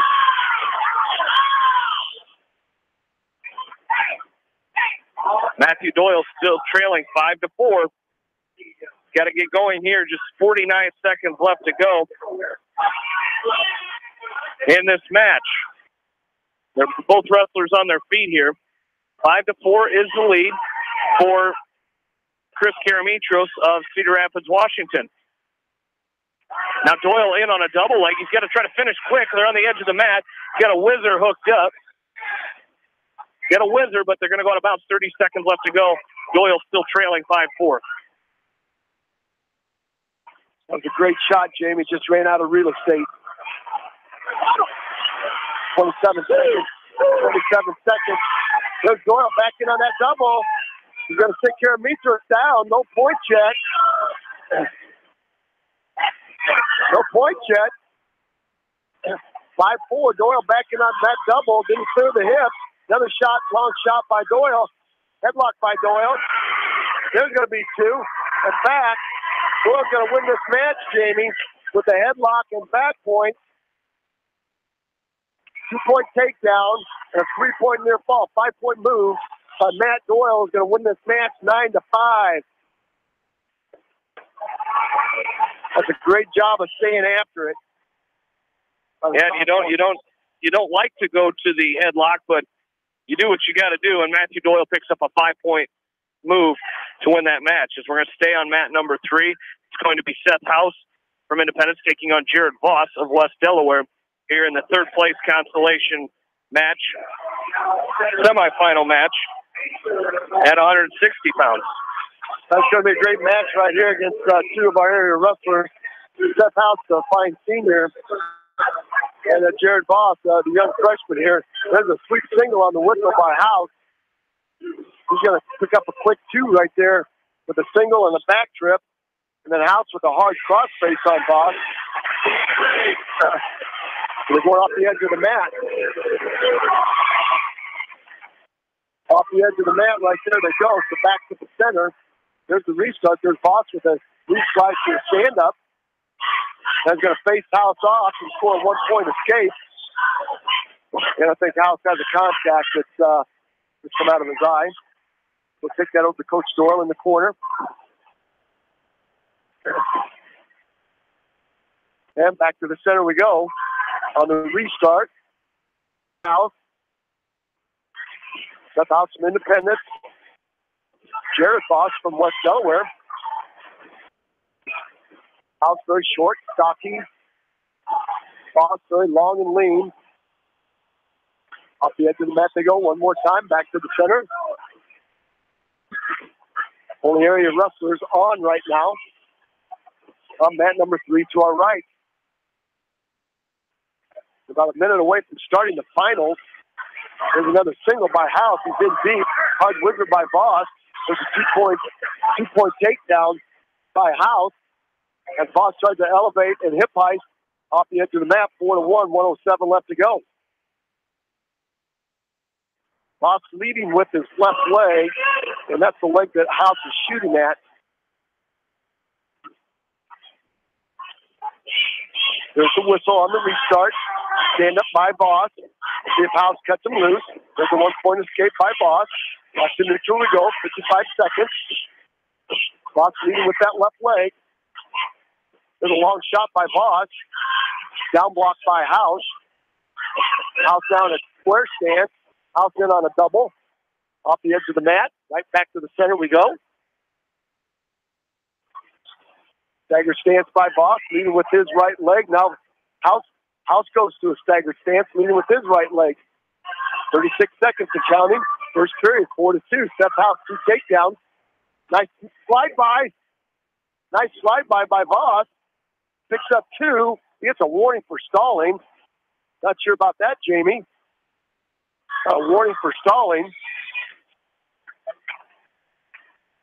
Okay, Coach Voss. Could you read those lips, Jamie? So we got warned for stalling? I couldn't believe it either. Oh, boy. It's going to be 4-4, though. Jared Voss ties it up. And we're into the championship matches here on mat number 1. So championship matches. Come on, guys. So Voss on top right now, riding. It's 4-4. He's got 17 seconds. He's got 17 seconds. Voss now using his length. He's going to down block. He's going to down block. No, we're going to get warning against House. We get warning against House for stalling, for playing the turtle underneath. It's going to be Voss' choice. He's going to choose down.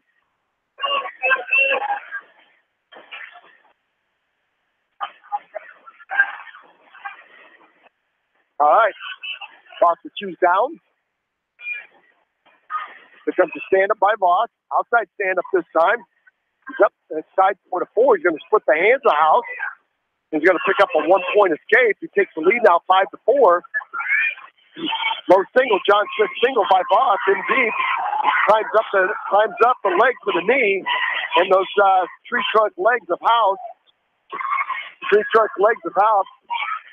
going to get unfortunate against House for shoving Voss off the mat into the crowd. Voss is going to pick up 1 point. It's now 6-4. Going to get unsportsmanlike.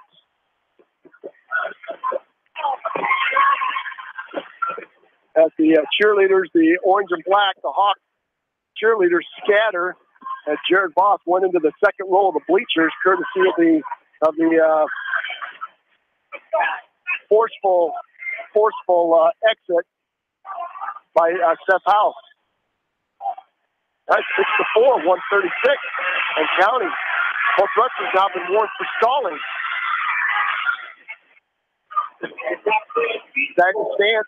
Stagger stance by Voss.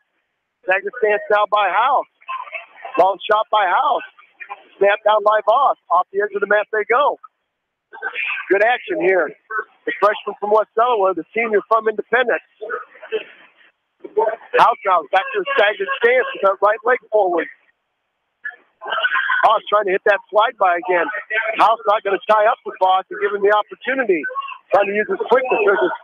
There's a push-pull by House. Push-pull by House. Voss in on a long shot. Off the edge of the mat they go. Back to the middle. I'll tell you what, a lot of what these guys are going after it right here. A lot of physicality. Voss trying to hit the slide by again. Long shot by House. Got the left leg of Jared Voss. Voss in a hard whizzer. House now showing some strength as he comes to his feet. He's going to hit Voss with a fireman's carry. Voss over the top. Trying to step over the top. He's going to pick up a two-point takedown. No near fall. House tried to hit him with a fireman's carry. Voss using that length to step over. Almost had two and more. Over here on mat number 4, it's going to be Cole Davis from Independence taking on Thomas Even of Don Bosco. I'll let you finish that period. It's going to be Even, however, with a 2-point takedown to start that match. Over on mat number 4, that is a third-place consolation semifinal. Voss now right in an inside wrist. He rolls the wrist out to a bar. 3 seconds left to go. A lot of pressure on top. He's up 8-4 now. Let's see whose choice is going to be. It's going to be neutral. House will take neutral. Back to his feet. Over here, it's going to be a 1 minute and 13-second fall for Thomas Even from Don Bosco over Cole Davis of Independence. So Davis will wrestle for 5th place. Over across the way, Jamie, we have Jack Newhouse for West Delaware on mat 5 with a double leg shot blocked by Voss. Voss trying to get the corner on House. House controlling the right elbow of Voss. Oh, off the edge of the mat they went. Boy, nice job by Voss. Nice job by House controlling the elbow of Voss. Voss trying to cut the corner, and House prevented that by controlling his right elbow when he tried to hit the go behind. Jack Newhouse with a slide by step by Voss one more time. Misses the mark as House squares him up. Single leg takedown, single leg shot by House, whizzer by Voss. Lip arm by House. Off the edge of the mat they go. 113 and counting. Mat number 5, we find Jack Newhouse from West Delaware taking up Peyton Pelkey from LaPorte City. Outstanding match going on mat number 5. Voss will go to the butt corner. Over on mat number 2, it's going to be Quentin Reckhammer from North Lynn taking on Lane Albertson of Union LaPorte City, and that's a third place consolation semifinal for Quentin Reckhammer of North Lynn. The blood time on mat number 3. On mat number 5, we got a takedown by Pelkey on Newhouse. Peyton Pelkey, weight class 170. Newhouse finds himself down early 2-0. Back to action we go. On mat number 3. It's 8-5 now. Still in favor of Voss with 1 minute left to go. There's a single by House. It's in deep. 2-point takedown by House. 8-7 now. As House is up on top. And Voss was warned for stalling in that first period, so he's got to keep moving underneath here. Don't want to sit. Well, he's given up 1 point for stalling already, Jamie. Oh, yep, that's the extra point. Might get a stalemate right here. To let him wrestle. As House is draped over the top of Voss. He's got the right ankle of Voss hook. 25 seconds left to go. Voss reaching back. Got to be careful. You don't want to give up the dry cradle right there. House is looking at a dry cradle. Missed it. As Voss is reaching back, House driving that head right into the right rib cage of Jared Voss. 8 seconds left to go. I'm surprised House didn't cut Boss loose one more time, Jamie. 1 second left to go. It's going to be a hard-fought 8-7 win for the freshman. A nice job there by Jared Boss. You know, we're going to probably see that match in about 3 weeks again at that Independence and West Delaware duel. So that was, if it's like that one, that's going to be one heck of a match. Well, it certainly will be. Well, let's go over to mat number 2, where Reckimer, mat number 2, Quentin Reckimer is taking on Lane Albertson. That is 0-0. Now, mat number 5, we are into the second period, and it's 2-0 in favor of Peyton Pelkey from Union LaPorte City over Jack Newhouse. And again, the winner of that will wrestle for third and fourth, with Peyton Pelkey in on a double leg takedown, and he's skylifts Newhouse up, and it's going to cover his hips up for a 2-point takedown. That was a very, very solid double leg takedown by Pelkey. And Pelkey is 19-5, and he's a senior for the Knights, Union LaPorte City Knights. 51 seconds left to go. 51 seconds left to go in period number 2. If we can see the scoreboard now, Newhouse gets scored for stalling. Not sure why. Both wrestlers are really getting after it here.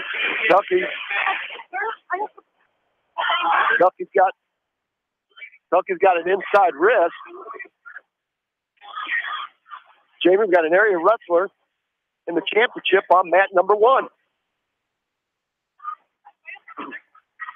So weight class 113, we've got Heath Moyer for North Lynn. The North Lynn Lynx represented in the championship match with Heath Moyer. Second period over there on mat number 5. Jack Newhouse trailing 4-0. 14 seconds left to go in that second period as Newhouse picking on Peyton Pelkey. As Pelkey, with 2 takedowns in this match, has him with a 4-0 lead over Newhouse. As the second period comes to an end, it'll be 4-0. It'll be Pelkey's choice. He chooses neutral.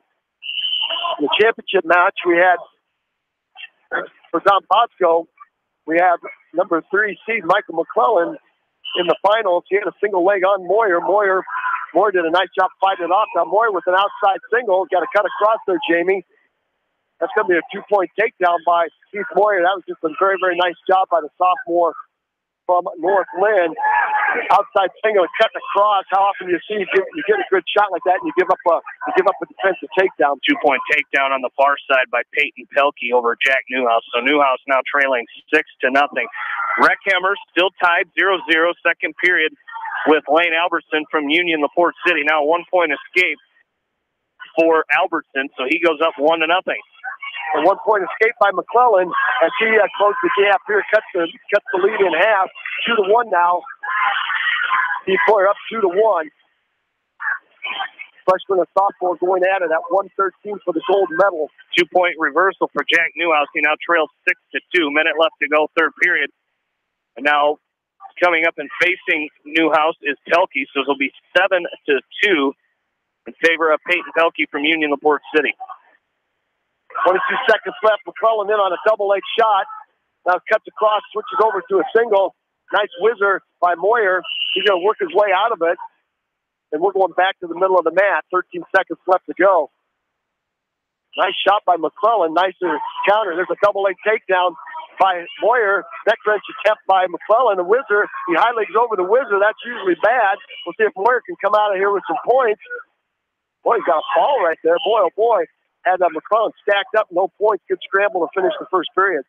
Second period over on mat number 2. It's a 1-0 lead for Lane Albertson of Union LaPorte City over Quentin Reckhammer. They'll go to the third period. It'll be Reckhammer's choice. He goes down. Another 2-point takedown on the far side by Peyton Pelkey. And Jack Newhouse is going to lose that match. 9-2, the final. So Newhouse will wrestle Cole Davis of Independence again for 5th place. Well, people always wonder how that happens, James. It's a cross-bracketing system, but that'll be a tough match again. All right, Moyer up on top. He's riding. McClellan shows down to start the second period. Moyer puts a cross body ride on. He gets his hips sloppy. McClellan's going to get a 2-point reversal, maybe more. takes the lead 3-2, and he comes out of the reversal with a chicken wing on the left side of Moyer. Moyer's going to have to work to get that left arm back. Tried to put a cross body right in and got sloppy with it. Got a tip down to the side instead of up on top, and that let McClellan get a 2-point reversal very easily. 1:07 left in period number 2. Heath Moyer down 3-2. Trying to work a stand-up. There's an outside stand-up by Moyer, and McClellan's going to cut him loose. We're tied up 3s now. 56 seconds left. Second period, there's a long shot attempt by Moyer. McClellan's got the outside leg. The right leg of Moyer off the edge of the mat as Moyer shoves him loose, shoves him off the edge. These guys aren't real big 113-pounders, Jamie, but they're sure wiry and scrappy. Long shot by McClellan. He's in deep, gets a double. There's a neck wrench attempt by Moyer. Going to try to, no points yet. Good no call by the official. Nice work. There's a Don Bosco fans from our left. Holler 2, no 2 there. Moyer had the neck wrench on, and the outside. Reckhammer ties the match up. 7 seconds left to go in this match, and they're on their feet, and they're going to go to overtime in the third place consolation semifinal. There's a long shot by McClellan. A snap and spin by Moyer. Going to pick up 2 points. Snap and spin by Heath Moyer with 4 seconds left. He's going to pick up 2 points.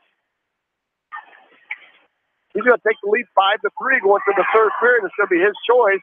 He's going to choose down. So overtime over there with Reckhammer and Albertson. Both wrestlers on their feet. 40 seconds left to go in this first overtime sudden victory period. Well, Moyer will choose down. McClellan up on top, trying to work a cradle. Moyer comes to a stand-up. McClellan tries to cradle him up. And Moyer comes right back to his feet. Flips the hands of McClellan, but McClellan picks him up and kicks him off the edge of the mat.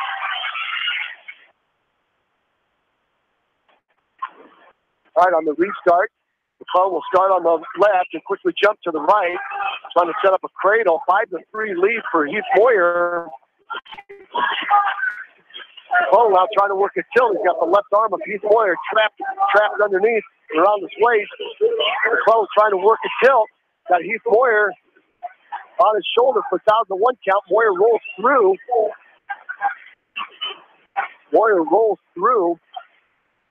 Still no score. 1-1 is our score. We're going to go to the 30-second tiebreakers here between Reckhammer and Albertson.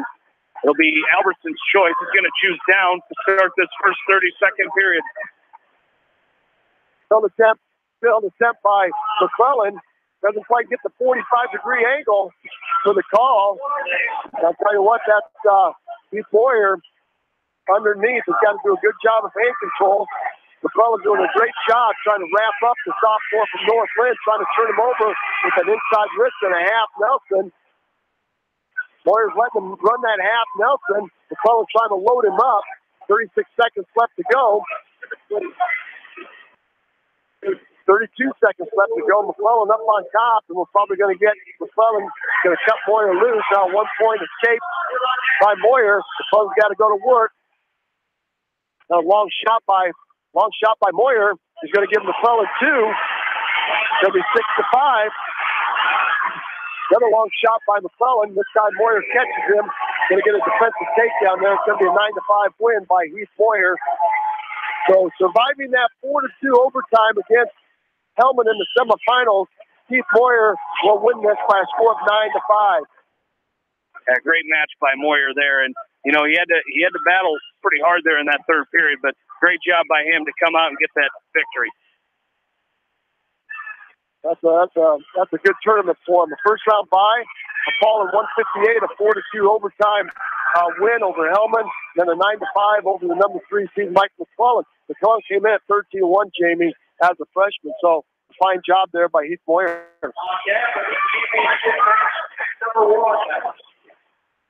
Number Over on mat number 2, Jamie, Quentin Reckhammer loses that in the third period.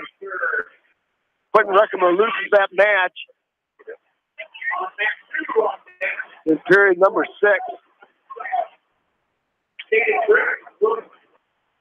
220. Mat number 2, 220 now. We're going to move up to Ben Reitnauer.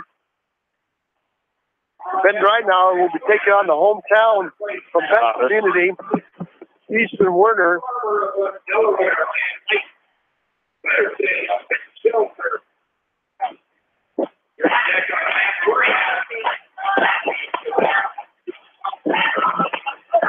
Easton Werner and Ben Reitnauer going at it. And on mat number 5, we have Evan Woods taking the mat again for the West Delaware Hawks. Reitnauer and Werner. Again, Reitnauer giving up some size at 220. We missed an area wrestler over here, and that was Drew Evans from Independence, losing by fall to Nate Hempel of Davenport Assumption. So Evans will wrestle for 5th and 6th place.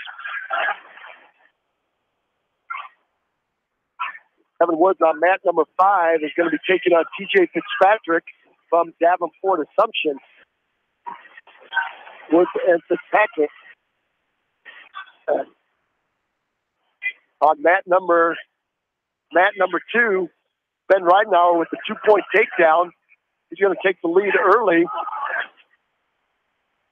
Got in on a nice single and lifted the leg up and got the 2 on the edge of the mat. So he'll take the early lead, 2-0. Then that's to get into the bronze medal. That's to get in the bronze medal match.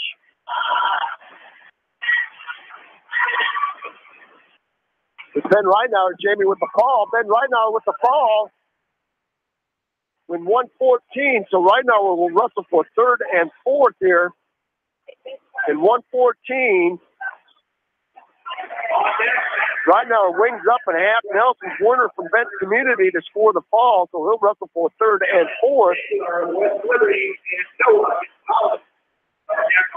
Over on mat number 5 now, we have Evan Woods, weight class 113. Evan Woods taking on TJ Fitzpatrick. Fitzpatrick up early, 2-0. Delaware now trying to, Jamie, look at that team score. 206 for Don Bosco, 166.5 for Williamsburg, 166 for West Liberty, and 160 for West Delaware. That shows you what some of these matchups can do. Those big matches that you're able to win, it just goes to show how important some of these matches are. With 49 seconds left to go, Woods will choose down. Woods is down. Fitzpatrick up on top. Woods to a stand-up. Fitzpatrick's going to drop in on a double and drive Woods back down to the mat. Here comes a cross body by Fitzpatrick. Woods catches it. Let's see if he can turn this. He's got plenty of time. Let's see if he can turn this into a 2-point reversal. Let's see if he can turn this into a 2-point reversal as he catches the left heel of TJ Fitzpatrick.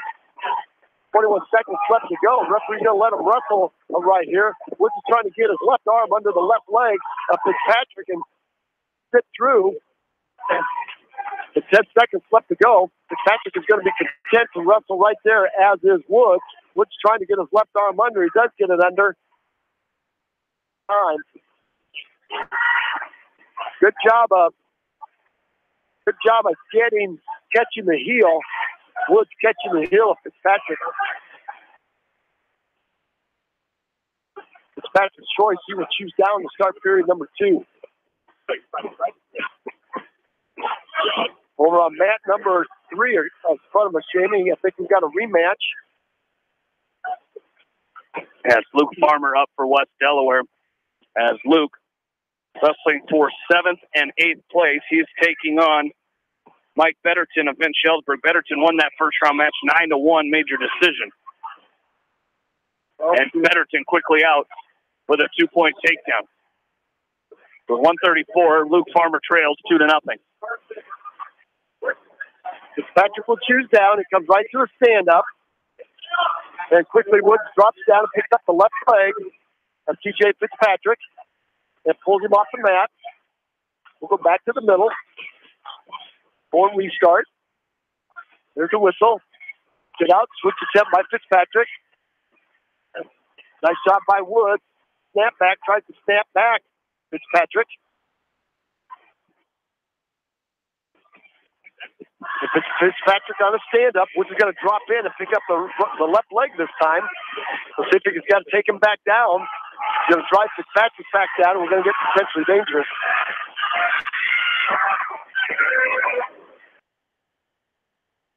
Still 2-0 over here in favor of Betterton of Vince Schellsburg over Luke Farmer, Mike Betterton, as we've got 50 seconds left to go in this first period. As Farmer underneath, trying to go to an east slide, come up to his base. As Betterton quickly goes to that cross body right, he's got the leg in on the left side of Luke Farmer. And Woods and Fitzpatrick off the mat one more time. Off the mat one more time, and 59 seconds left to go. Woods has to find a shot. We're going neutral as Fitzpatrick scores an escape here. We'll see if Woods can find something to dent the armor of TJ Fitzpatrick for that 7th place here. So that would be just a tremendous day of wrestling for Evan Woods if he can come out of here with that 7th place, Jamie. Very, very tough bracket at 113. First period over here. Farmer with a 1-point escape. He makes it 2-1 now. He trails against Mike Betterton. As it's going to be Farmer's choice. He's going to defer over to Betterton. Betterton is going to choose down here to start period number 2. The double-A takedown by Fitzpatrick.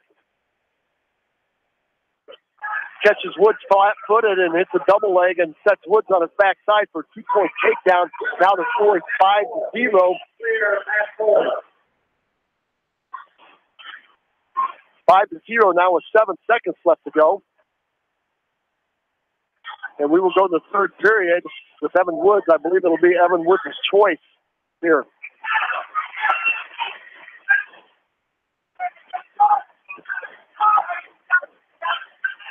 Starts the third period. It looks like Woods will choose down. So he'll have some work to do, especially if those legs come in. There's a stand up by Woods, exactly where you need to be here, and tries to stand and switch. Then we'll go off the edge. Back to the middle. We're down 5-1. An escape and a takedown by Betterton makes it 5-1. Jamie, you just thought we wouldn't have any distraction. Boy, was I wrong. No. We were so hopeful. It's still not bad, though. Betterton with that fall. For a crossface cradle. 3-13. The fall for Betterton. So Luke Farmer will finish 8th today. That's still not a bad day, Jamie. He scored some points.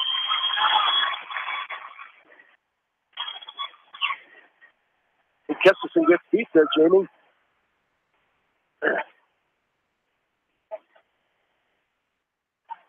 All right, across the way. It's 7-1 now. 2-point near fall by Fitzpatrick. The score now is 7-1 with 1:04 left to go. Again, if you're going to choose down against Assumption, you really got to get moving. And Fitzpatrick has done a great job with the legs and the cross body right.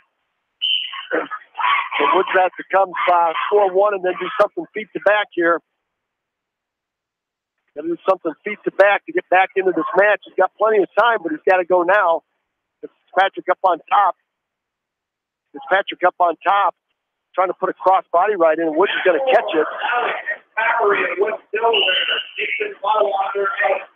Nice job. A 2-point reversal by Woods. 7-3. Now he's going to try to cradle up Fitzpatrick. Got a butcher and cross face from right to left. He's going to pick the near knee up and try to set up a butcher there. And Fitzpatrick's going to grab the right leg of Woods and probably pick up a 2-point reversal back. With 6 seconds left to go. Woods is going to try to hang on, but there's a 2-point reversal back. They'll make it 9-3. Trevor Woods will go down 9-3, Jamie, so he'll take the 8th place also, I believe, at 113. Still a good day. Coming in unseeded and having a good day, winning some matches and scoring some important points for the Hawks. David Mallory now at weight class 126. He's having a great day of wrestling also. Yeah, he really is. And that's, sitting here, he's going to wrestle for 7th place. And tough opponent here from Cedar Rapids, Jefferson, in Nathan Lauterwasser. So hopefully Mowry can come out here and continue wrestling well here in this last match of the day. Well, with Mowry's style, he can take some guys and score a lot of points in a hurry, and he's so good defensively. He does the stuff that he does offensively. It's just enough to score him the necessary points. He just got really good mat sense. So he's the only area wrestler up right now. So we'll spy that match right there. There's a fireman's carry by Mowry. Let's see if he can score points with it. Got to switch off to a single. Got to send to the outside. He comes with an outside step. As Lauterwasser's going to reach back and grab the right ankle. Mowry has the right knee of Lauterwasser. Lauterwasser has the right ankle of Mowry, so something's got to give here. Let's see if Mowry's going to switch off to a double right now. Should get a stalemate right here, maybe not. Mowry down to his stomach. Doing a great job with that iron grip hanging on. Now he's got his knees back up. That might turn this into a 2-point takedown if he can elevate Lauterwasser. He's got to move there. He's hanging on. Now he's got up on all fours. He's got a double. Now switches back over to a single. You got to get your knees up if you're Stavely Mowry. The referee's going to let him wrestle right there. Lauterwasser tries to go behind Mowry, tries to hook it. Mowry now still has the right leg. Right leg of Lauterwasser. Now catches Lauterwasser as he tries to hit a go behind. No points yet. Great defense by the freshman from West Delaware. And on a double, once again, he's got to get his knees underneath and elevate. Lauterwasser now gives up. And Lauterwasser will score a 2-point takedown with 13 seconds right there. So a tough one. Here comes a cross-body ride by Lauterwasser. So Barry will have some work to do here. Good first period. Let's check. It'll be Lauterwasser's choice. He's going to defer, and Mowry will go down. All the legs coming in from Lauterwasser.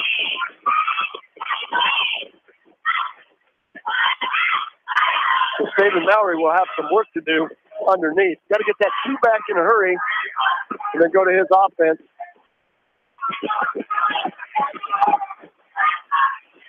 Lauterwasser will ride the right side. There's the whistle. Spiral ride by Lauterwasser. Mowry does a nice job. Good hand control. He's got the right arm of Lauterwasser out.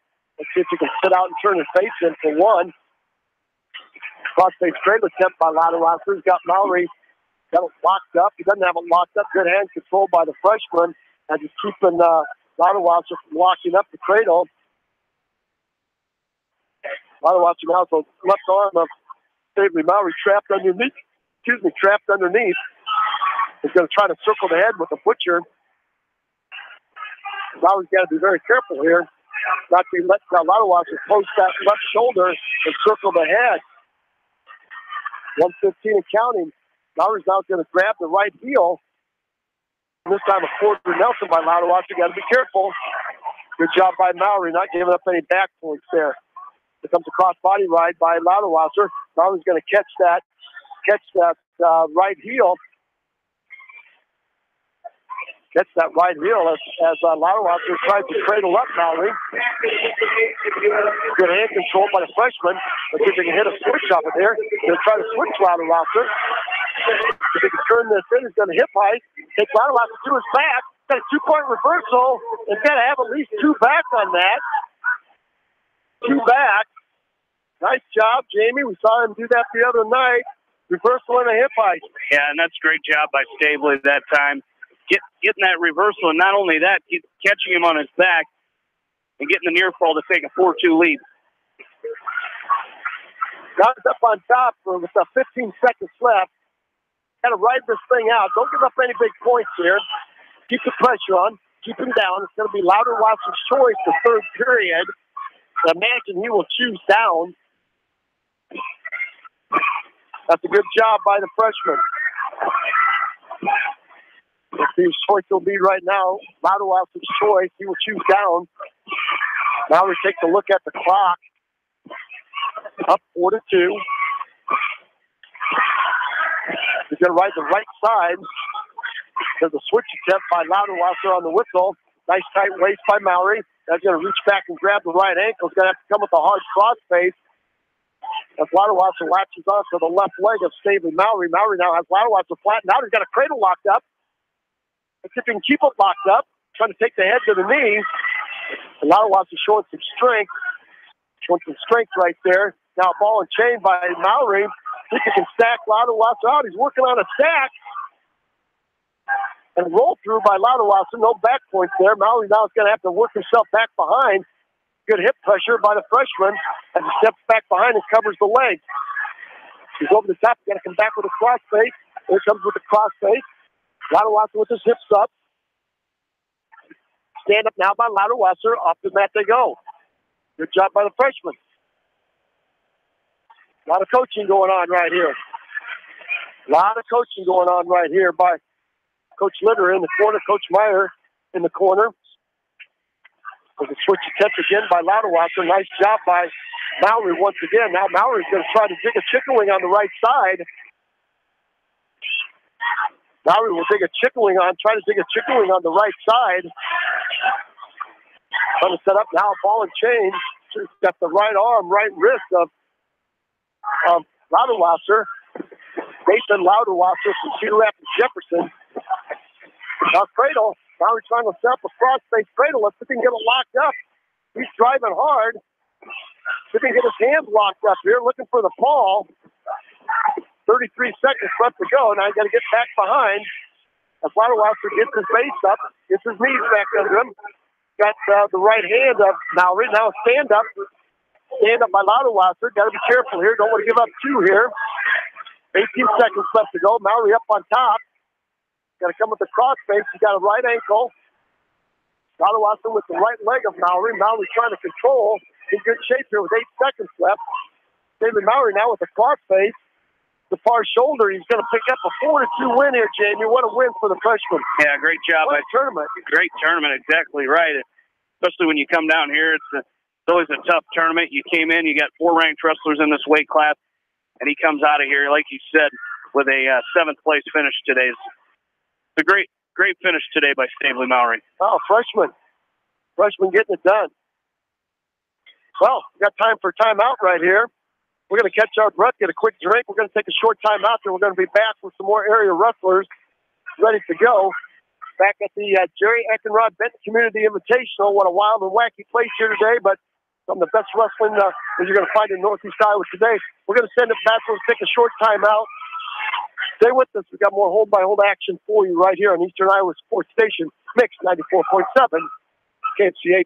Leonard Muller Funeral Home and Crematory wishes all the best to the athletes and appreciates their hard work and scholastic efforts throughout the year. For personal, caring service, Leonard Muller Funeral Home and Crematory in Manchester, Edgewood, and Strawberry Point.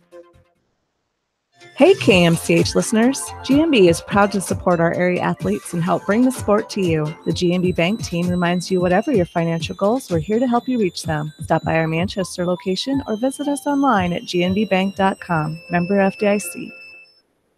Going above and beyond is a standard of care at Above and Beyond Home Health and Hospice Care. Their compassionate staff care deeply about the comfort of their patients. A nurse is available 24 hours a day, 7 days a week. Above and Beyond Healthcare, the more they care, the more beautiful life becomes. Proudly serving Jones, Jackson, Johnson, Lynn, Clayton, and Delaware counties. At Dupaco Community Credit Union, we know debt happens. A debt checkup from Dupaco ensures it's not costing you more than it should. With historic low interest rates, now is the time to bring your loans to Dupaco. Contact us at 563-927-6187 or visit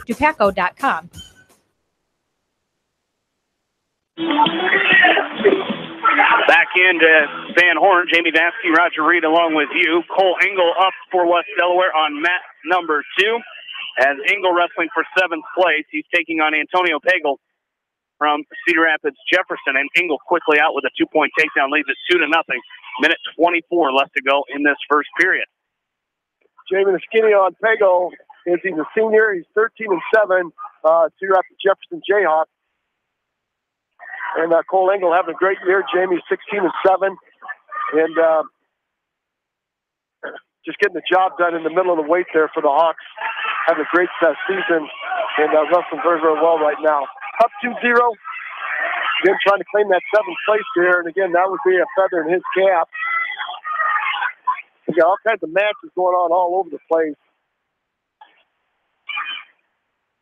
The championship matches on mat number 1 in the middle. And we've got all kinds of placing matches going on everywhere else. Cole Engel up on top now on the restart, 54 seconds left.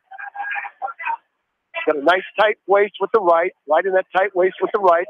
Looking for a tilt. Trying to control the wrist of Antonio Pagel. Pagel's trying to work some hand control. There's a sit-out turn-in by Pagel.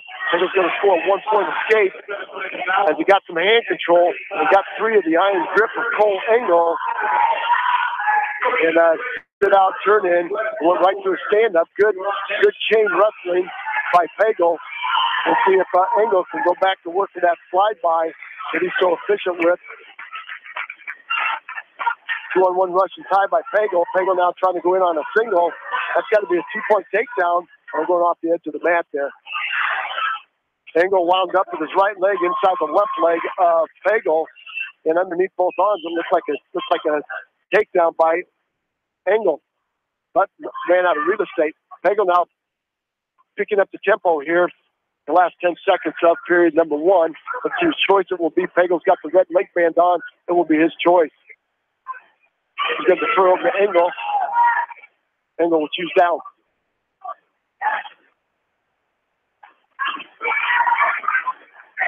Looking for some points. Engel will get set.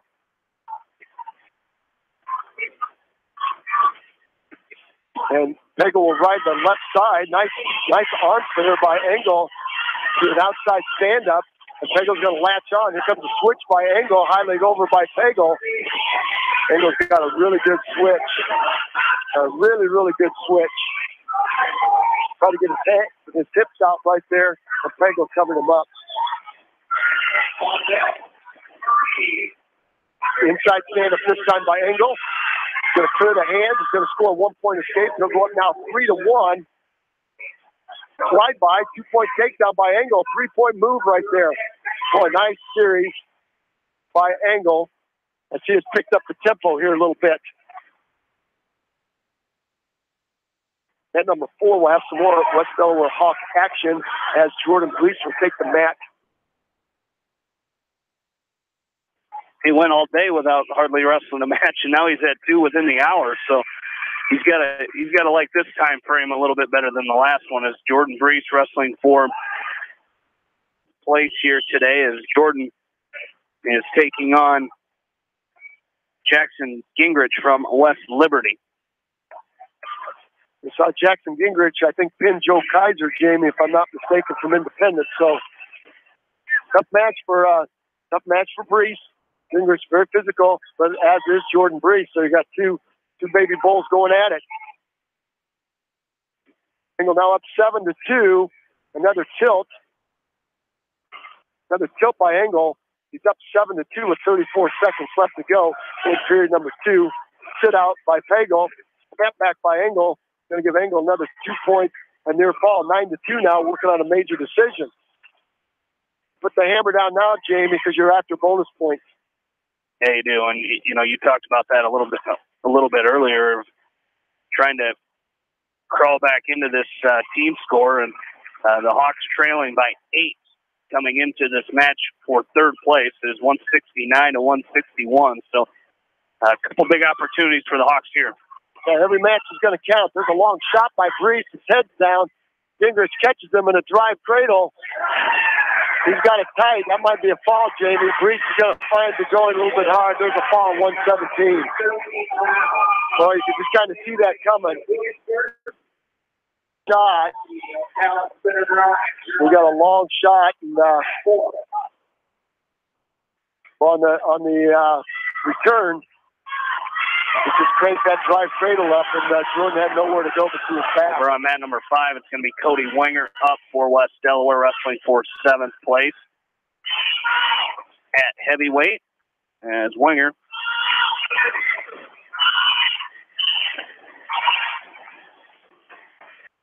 up over on mat 5.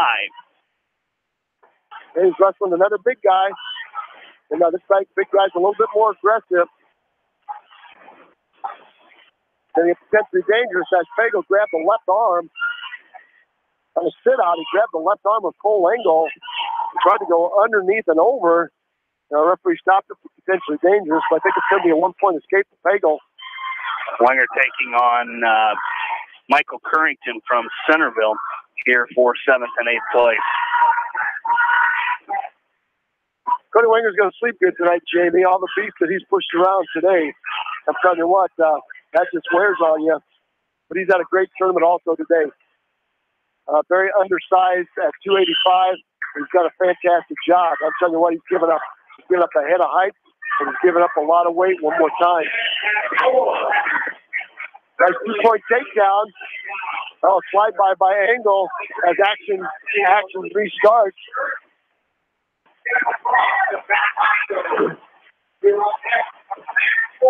Action restarts. Slide by, and Engel couldn't keep his toes in.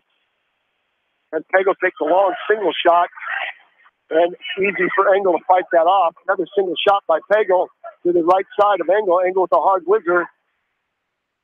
11-4 is your score down there. Engel's a takedown away from making this a major decision. Let's see if he can work on that here. 2-point takedown over there for Currington on Cody Wenger. So Wenger quickly back up to his feet. Going to try to split the hand and pick up a 1-point escape. And no change. He's still down. An upset on the championship match, Jamie.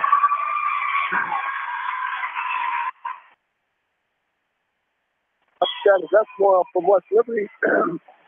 Takes down league returning state champ, undefeated from Assumption. Wenger turns and faces Currington. As 9 seconds left to go in that first period. Wenger up to his feet. Got to try to stand up, score here. If you're Cody Wenger, he's going to get one for sure. He's going to pick. He's not going to pick up one.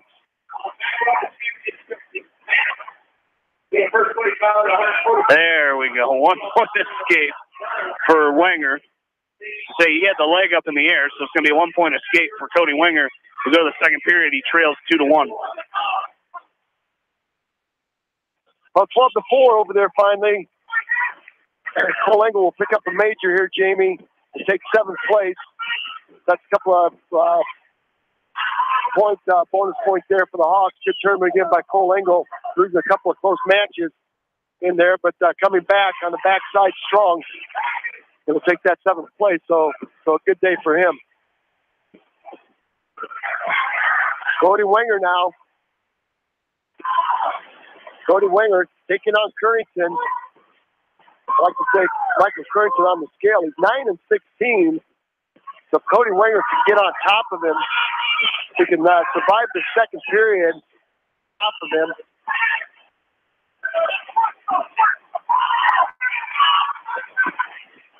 He's got a shot, I think.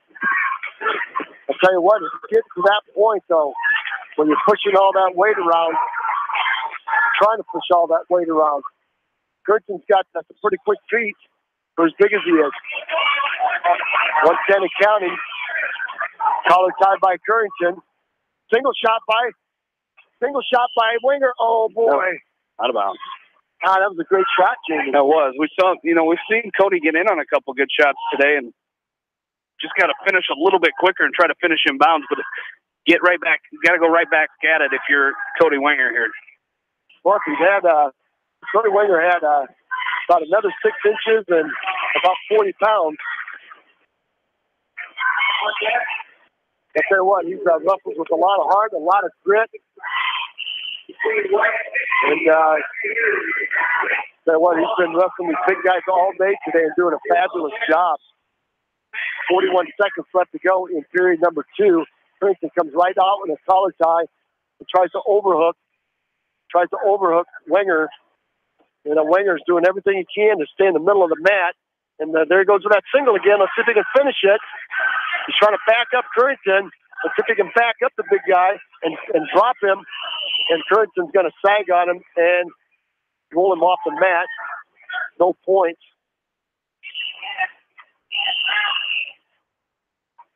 There's a bull rush by Currington.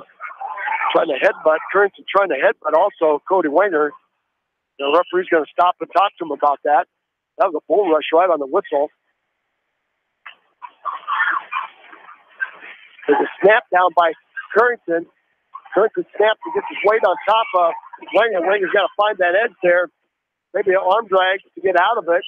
That's going to do it. Let's see whose choice it's going to be. It's going to be Wenger. It's going to be Currington's choice, I think.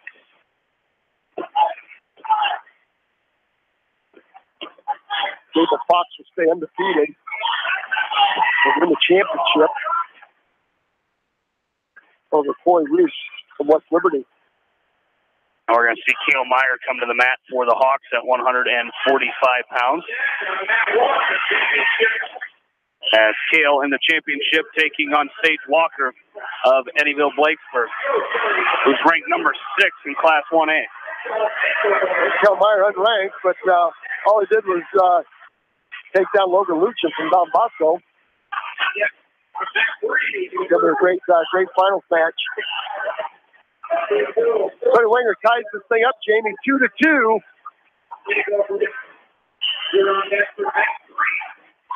2-2. They go off the edge of the mat. There's a boot scoop by Walker.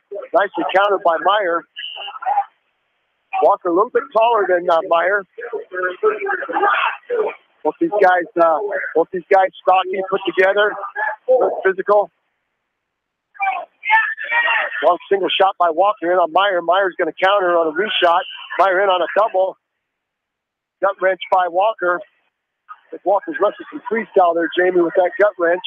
Meyer's going to hang on to that single on the right side. He's got on the left leg. He's got the left ankle, left knee. We're going to get a quick stalemate. Good shot, reshot. Minute left to go over there on mat 5 with Cody Wenger tied 2-2 in that 7th place match at heavyweight. Dave Walker, number 2 seed. Kel Meyer, the number 5 seed coming in, having a great tournament.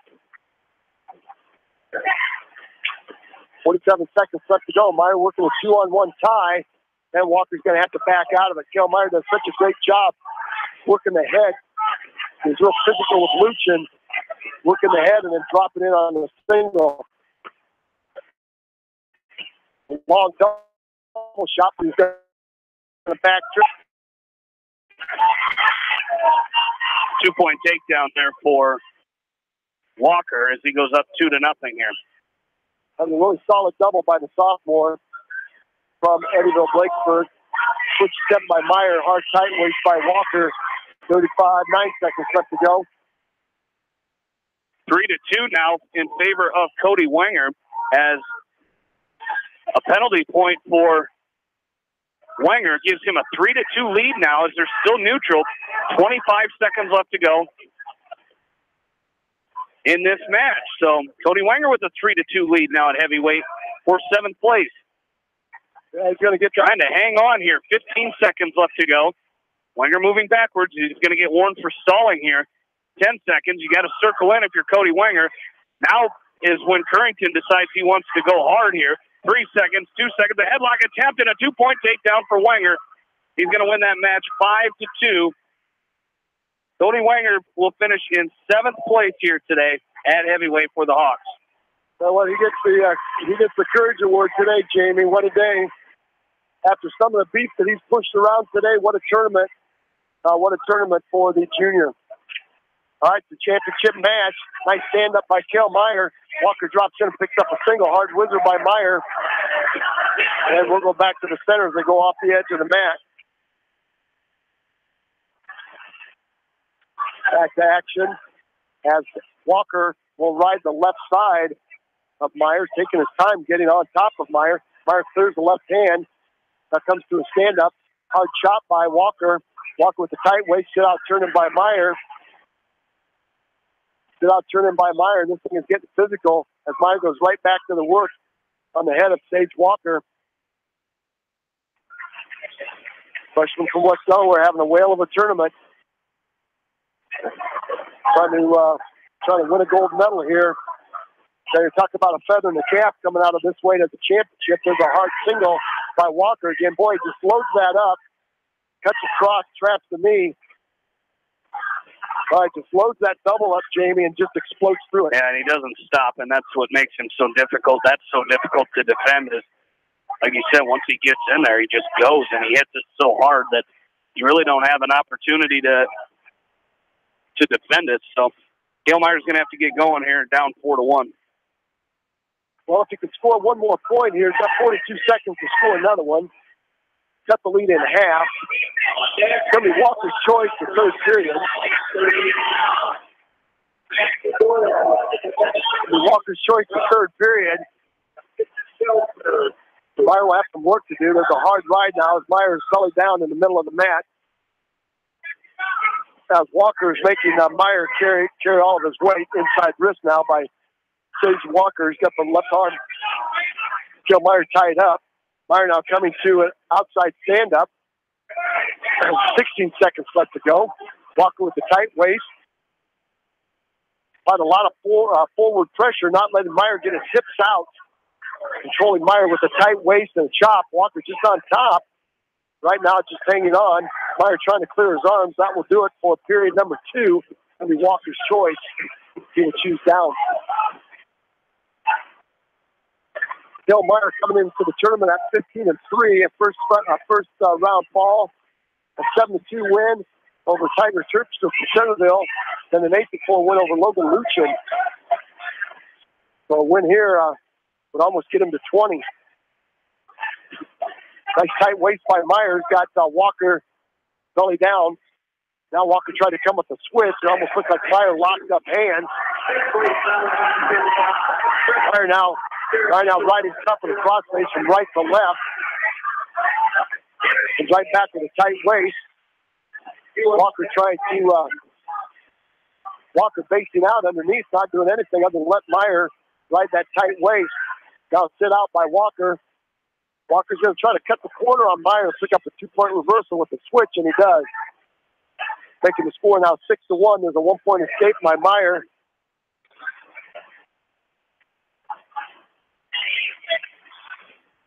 And the one penalty point. That was a little too physical there, Jamie. Yeah. Meyer came with a hard collar tie and just a little too physical with it. I think that was a collar tie out of frustration. Walker's got that staggered stance, leading with his left. Meyer's leading with his right. There's Walker in with that long double again. Let's see if Meyer can cut the corner this time and pick up 2.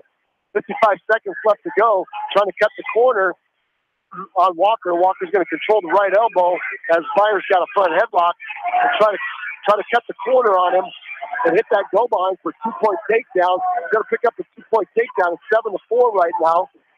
And Meyer's got 3 points. He's got to gain 3 points here. He's got a foul ride. Walker's going face down, facing out on all fours.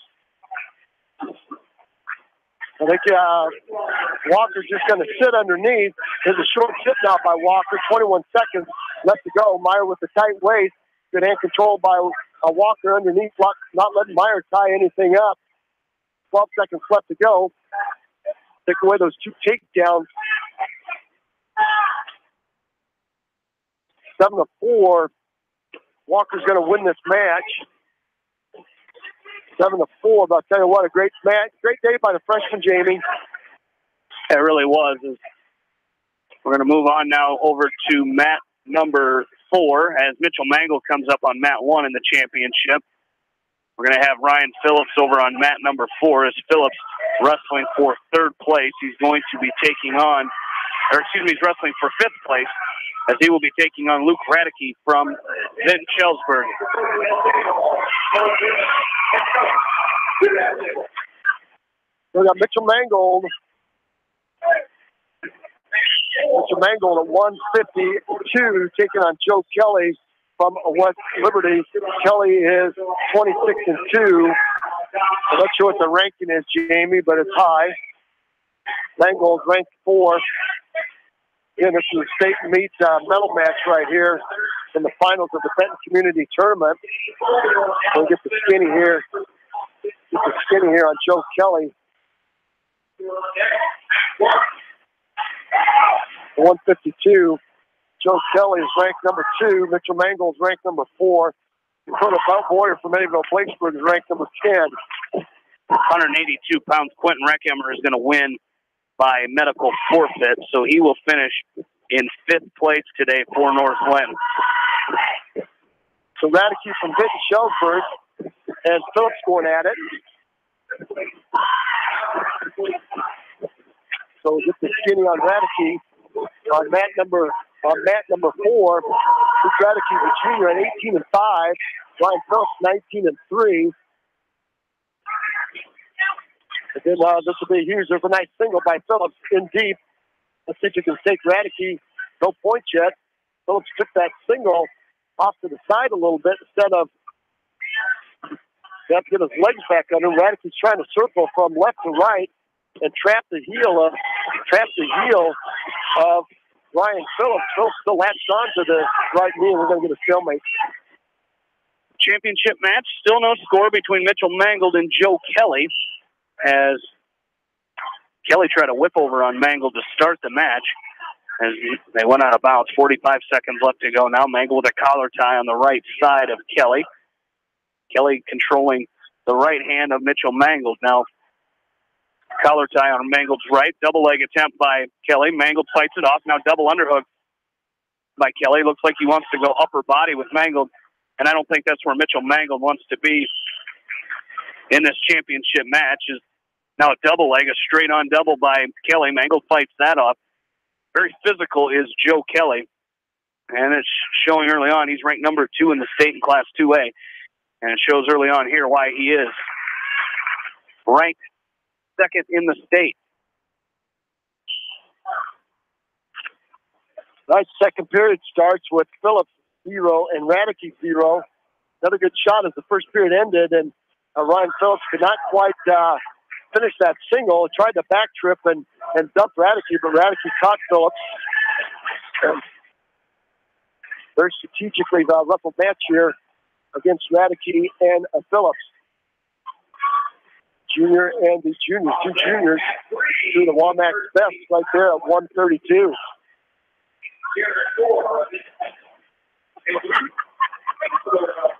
Mangold trying to work on a 1-point escape here. As he got to his feet, might be a 2-point reversal. There's a 2-point reversal by Mangold. I think Radke here, Kelly thought it was going to be a 1-point escape, and Mangold pulled the Houdini and circled back behind him and front tripped him and picked up the 2.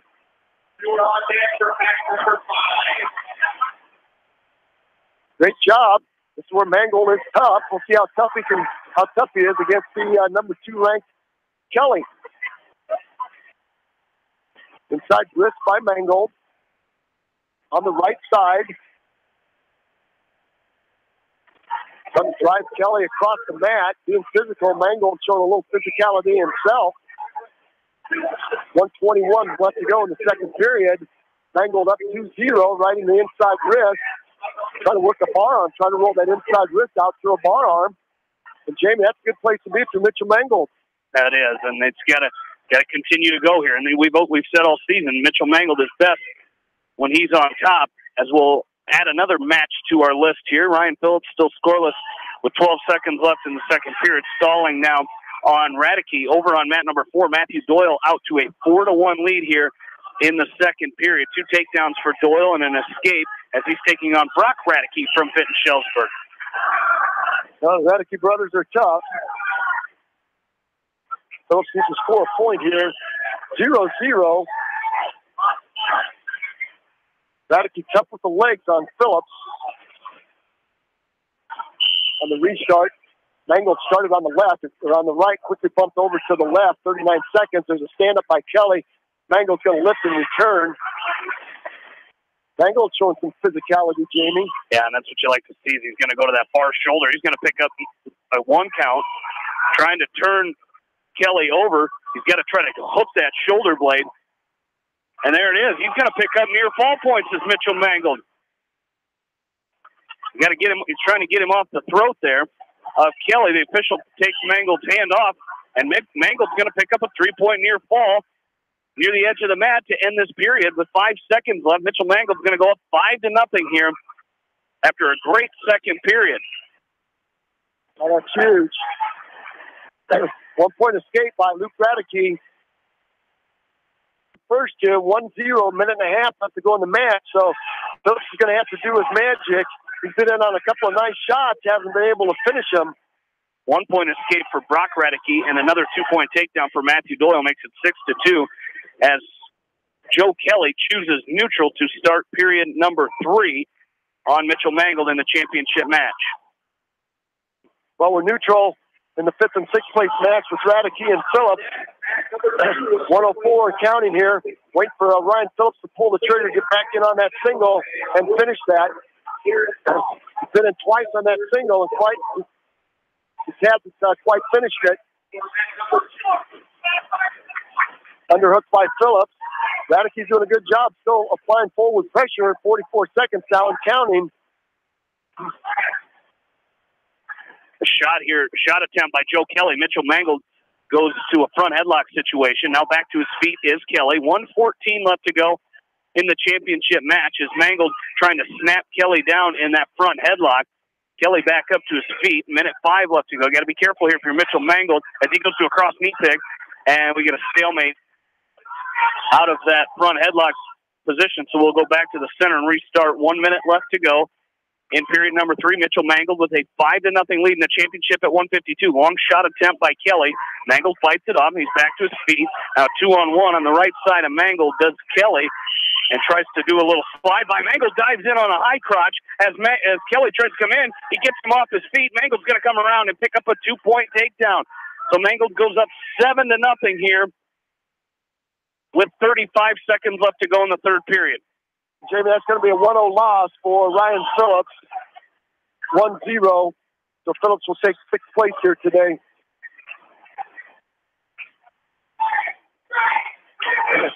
It's 6th place here today. Again, in a very tough weight bracket, weight class 132. Mangold and Kelly go out of bounds. 17 seconds left. 7-0 is the lead in favor of Mitchell Mangold. Matthew Doyle with a 6-2 lead as he goes to period number 3. Mangold picks the left ankle of Kelly up. Kelly trying to roll through, and now he's going to try to do a hip toss on Mangold. Mangold just sags his head, and he's going to pick up the 7-0 win. Mitchell Mangold is going to take the title here at 152 pounds with a 7-0 win over Joe Kelly from West Liberty. Where's your outstanding wrestler for the day, Jamie? At 152, Mangold with the first round bye. A fall over Gage Blythe at 108. A fall over Jared Orr from Independence at 118. And you take the number 2 ranked Joe Kelly and you blank him 7-0. I would say the MVP is coming out of 132, though. Okay, 132's got 6 ranked wrestlers. So I would say and to defeat a returning state champ. So it might go to Will Esmoil today. But Mitchell Mangold, I'd be extremely happy if Mitchell Mangold won that MVP today. Oh, let's go over to mat number 5. We got Matthew Doyle. He's up 7-4 right now with 50 seconds left. He's up 9-4. Just picked up another takedown.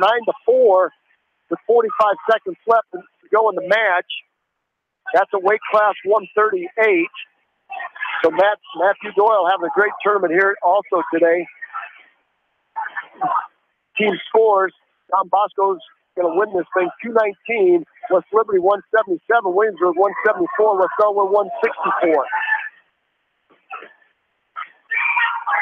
So top four are staying in the top 4.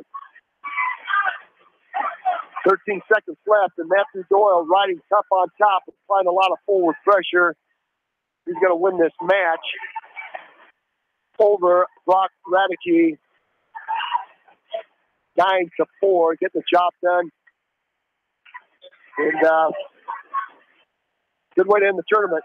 It certainly was. Great job by Matthew Doyle. And I think we do not have time for a break. Is over here on mat number 3, it's going to be Jarrett Orr up at 152 pounds as Jarrett Orr wrestling for third place. And he will be taking on Luke Fitzler from Dallas Center Grind over here on mat number 3. Right, so Fitzler looking for a red leg band as the wrestler that wrestled the preceding match on there took off with it. All right, so here we go. Fitzler and Orr. Luke Fitzler, the sophomore from Dallas Center Grimes, 22-4. Jared Orr, the senior, at 19-9. So they're going to settle it on mat number 3. Over on mat number 2, it's going to be Jared Voss up for West Delaware at 160 pounds. Jared wrestling for third place.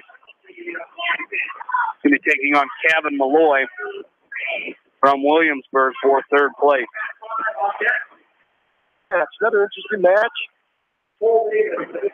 There's Orr fighting off a 2-on-1. Russian tie there by Fitzler. There's a quick takedown by Malloy, I believe. That was a quick takedown by Malloy. He got right in and finished that in about 6 seconds. Now hard crossface by Malloy. Joe Voss, another fine freshman, having another great tournament, coming here unseeded. And wrestling very, very well against, Jamie, you talked about a lot. You put a freshman in at 160. And tell you what, you don't wrestle too many other freshmen. No, you don't. And, Kevin Malloy, a senior for Williamsburg, has really come a long ways in his 3 years here at Williamsburg. Trying to slide by Fitzler, or trying to get out of it. Might be a 2-point takedown by Fitzler. It is. Or tried to fight out of it, and Fitzler made it work for him now off the edge of the mat. And Orr will go down, and Fitzler will ride on top. There's a 1-point escape by Voss.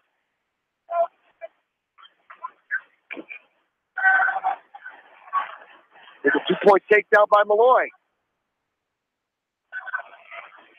So 4-1. Orr behind 2-0. Now a nice 1-point escape by Orr as he splits the hands of Fitzler and turns and faces him off to pick up a 1-point.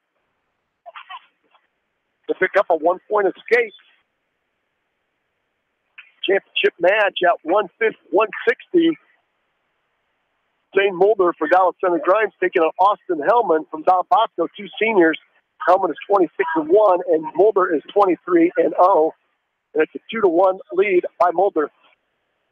Orr's going to shove Fitzler off the mat, and that's going to do it for period number 1. It's 2-1. Fitzler's choice. Fitzler will choose down.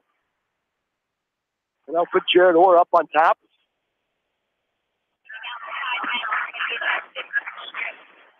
It's an inside stand-up by Fitzler. Orr will drop down and pick up a single and front trip Fitzler. Fitzler right back to a stand-up. He's going to split the hands of Orr. He'll take a 1-point escape, a 3-1 lead now with 1:48 left. First period over. Malloy up 4-1. Malloy will choose down. Voss will ride on top. There's a quick stand-up by Malloy. Voss is going to throw in a cross body ride. Malloy's going to try to kick that leg free. Voss goes back down to the mat with the leg in. Voss with a cross body ride in on the left side. Got to keep his hips up. Malloy's going to kick that cross body ride free. Short step by Malloy. Voss goes over the top and tries to cradle up Malloy. Malloy will split the hands of Voss. Now a head lever by Voss. Has the left shoulder of Malloy planted to the mat. 130 and counting. Off the edge of the mat they go. Back to the center. Good job by the freshman.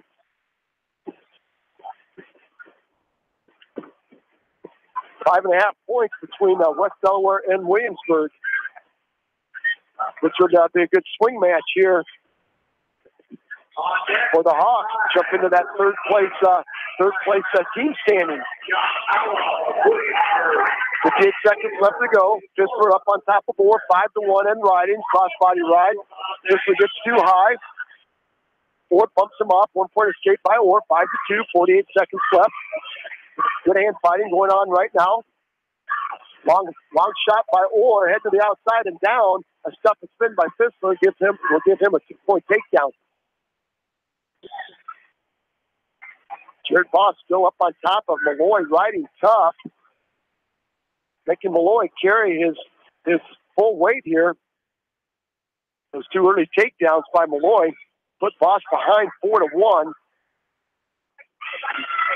Voss looking for some back points with 37 seconds left to go in period 2.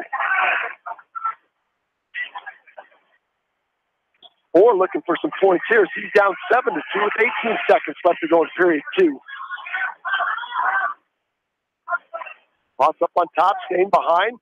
It's a little high riding now. 16 seconds left. Don't want to give up any points here. Malloy comes with a short sit. He's going to try to hit Voss with a 2-point reversal. He's going to latch onto the right leg of Voss and try to hit him with a switch.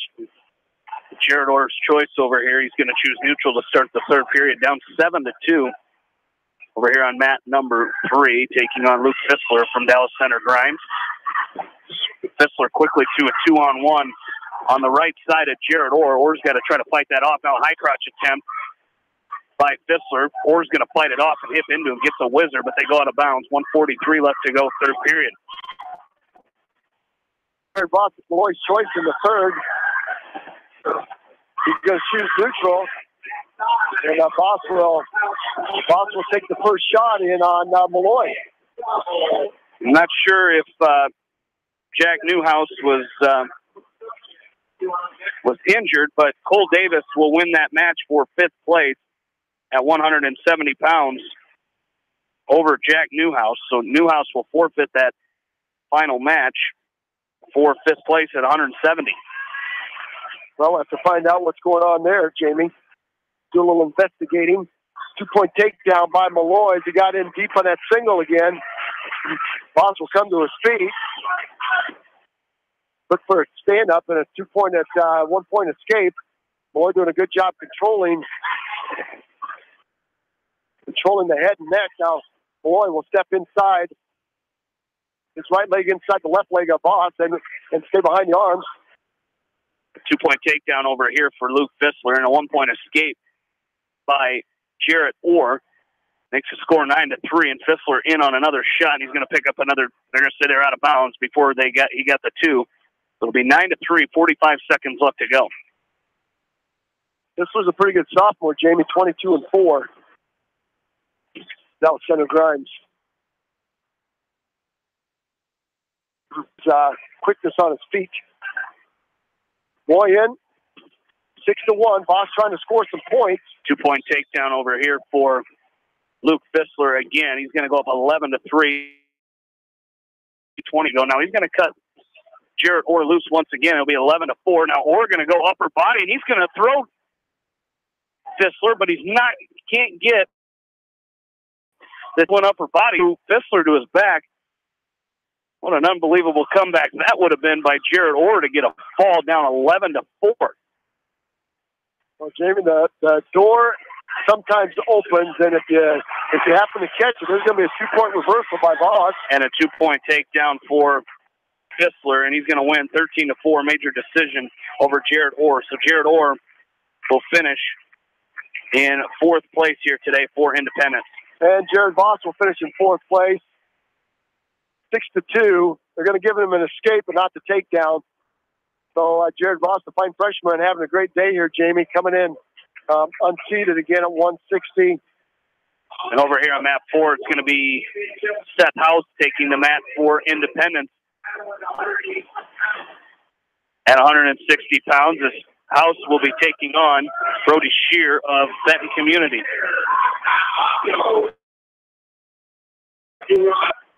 All right.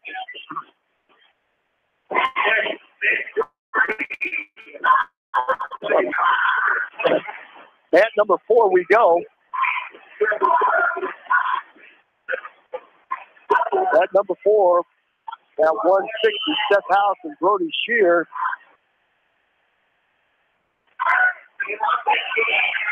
Seth House very good on his feet. 13 and 12. Brody Shear 24 and 6. Seth House putting a lot of progress with left contact in. He just pass that contact off. Okay, right back to action we go here. On the restart, 1:20 to go. First period. Shear. House very tough on his feet. Shear very tough on the mat. Does a sweet single by Shear. Reshot by House, trying to hit a go behind, trying to step and spin from left to right on House. And they're going to go back to their feet. Back to neutral we go. Not a hand fighting. Championship match at 170. Court Johnson taking on Noah Banstra. Fireman's carry by Farside Fireman's carry by House. As Shear sags and counters the Farside Fireman. Good opportunity for House to score 2. Dropped his head just a little bit. And that lets Shear get back on top of him.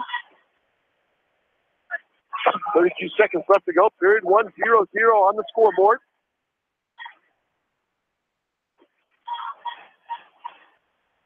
Long shot by House. One more time. Down block by Shear. Shear now with the front headlock. Standing front headlock. Standing front headlock. And let's see if he can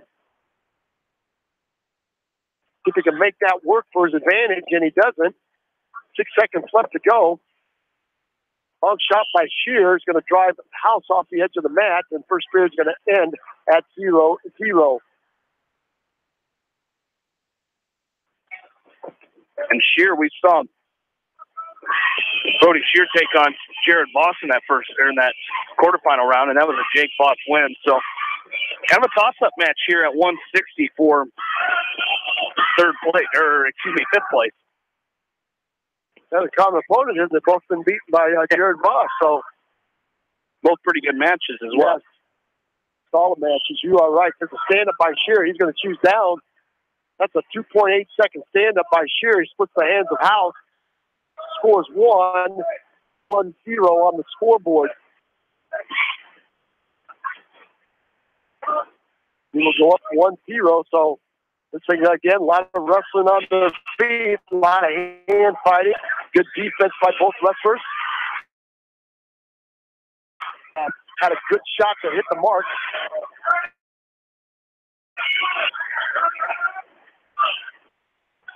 They circle back in. As they circle back in, hard collar tie by Shear, retie by House. And both wrestlers here very tentative. With a high crouch step by House. Half a shot. The mark on Shear. Shear with that right collar tie. Might get a stalling against Shear. As House has pushed the tempo here a little bit. 102 and counting. Shear yet to take a good shot. Defensive minded. House trying to find the shot. It's going to penetrate the defense of Shear. Hard collar tie by Shear with the right hand. Retie by House. 42 seconds and counting. If he gets stalling again, and our official's going to talk to Brody Shear about staying in the middle of the mat. Yeah, and this is right now is where House needs to really push the pace here. The official's in his ear telling him he's got to start wrestling. So a good opportunity for Seth House to take a few shots in here and try to push the pace and get a stalling call.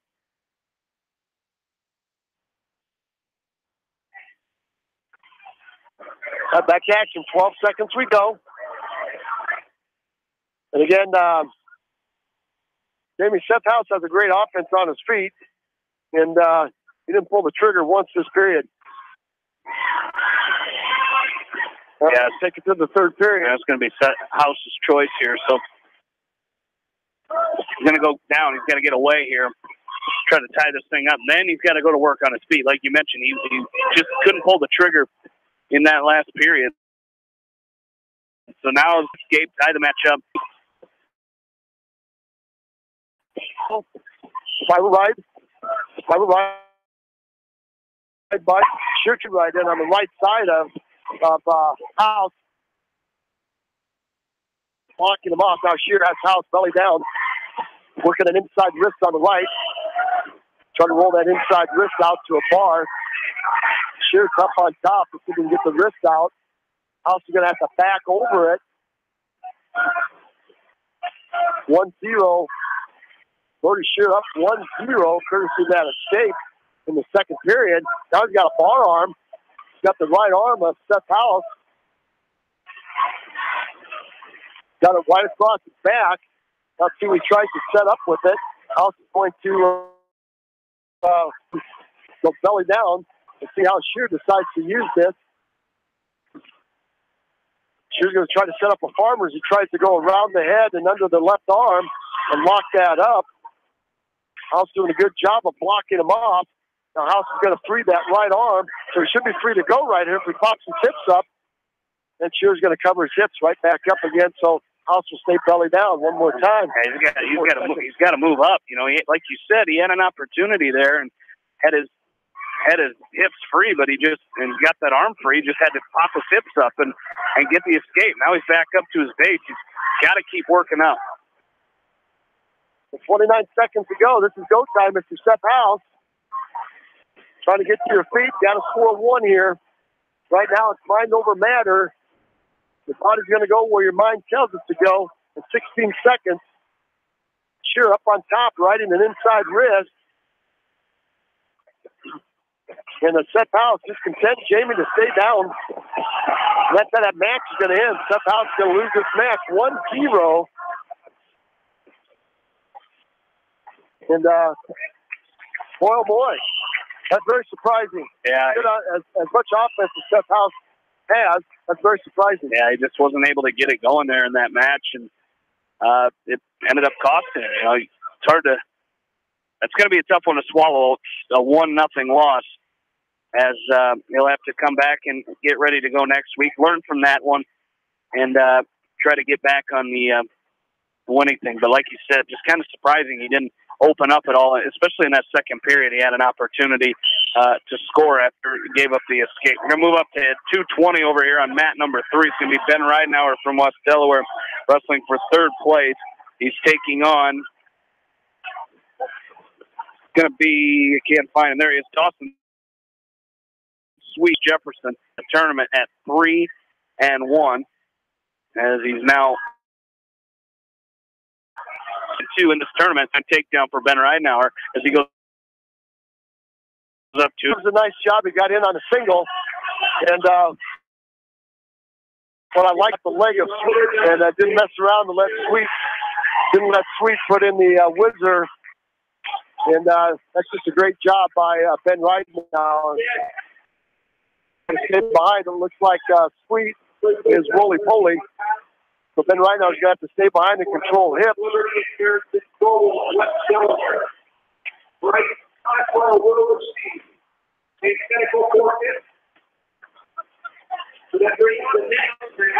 That's kind of what I thought, Jimmy. Harrison Goebel in that unbelievable match with Holla. I think slightly twisted his knee, and I think the Hawks are going to. They are. On the caution. Yes.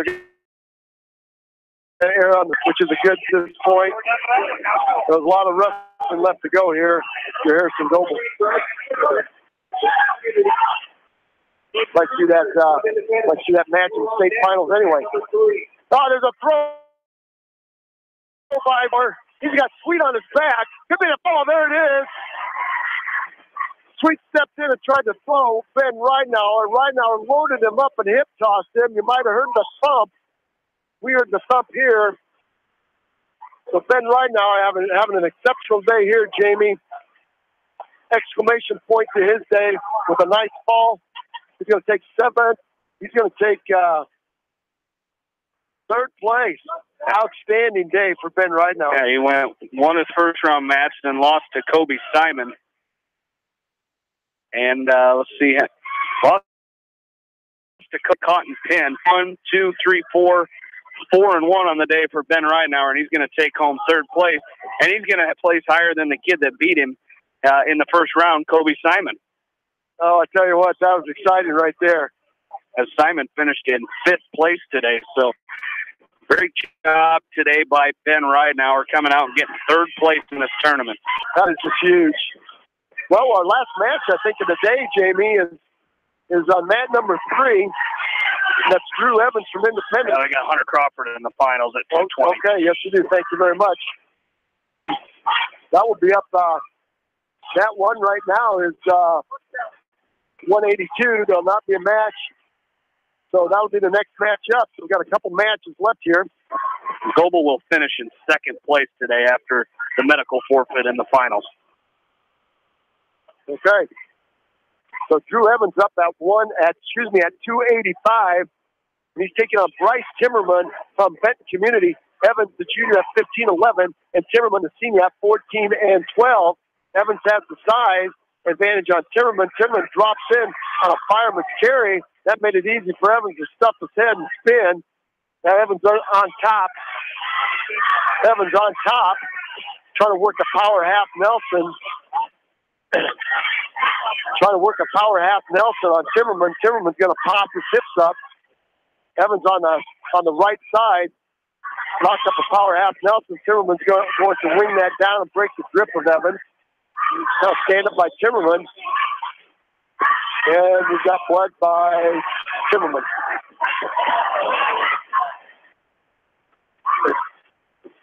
Finals match is Julian Broderson from Assumption. He'll win that by a fall.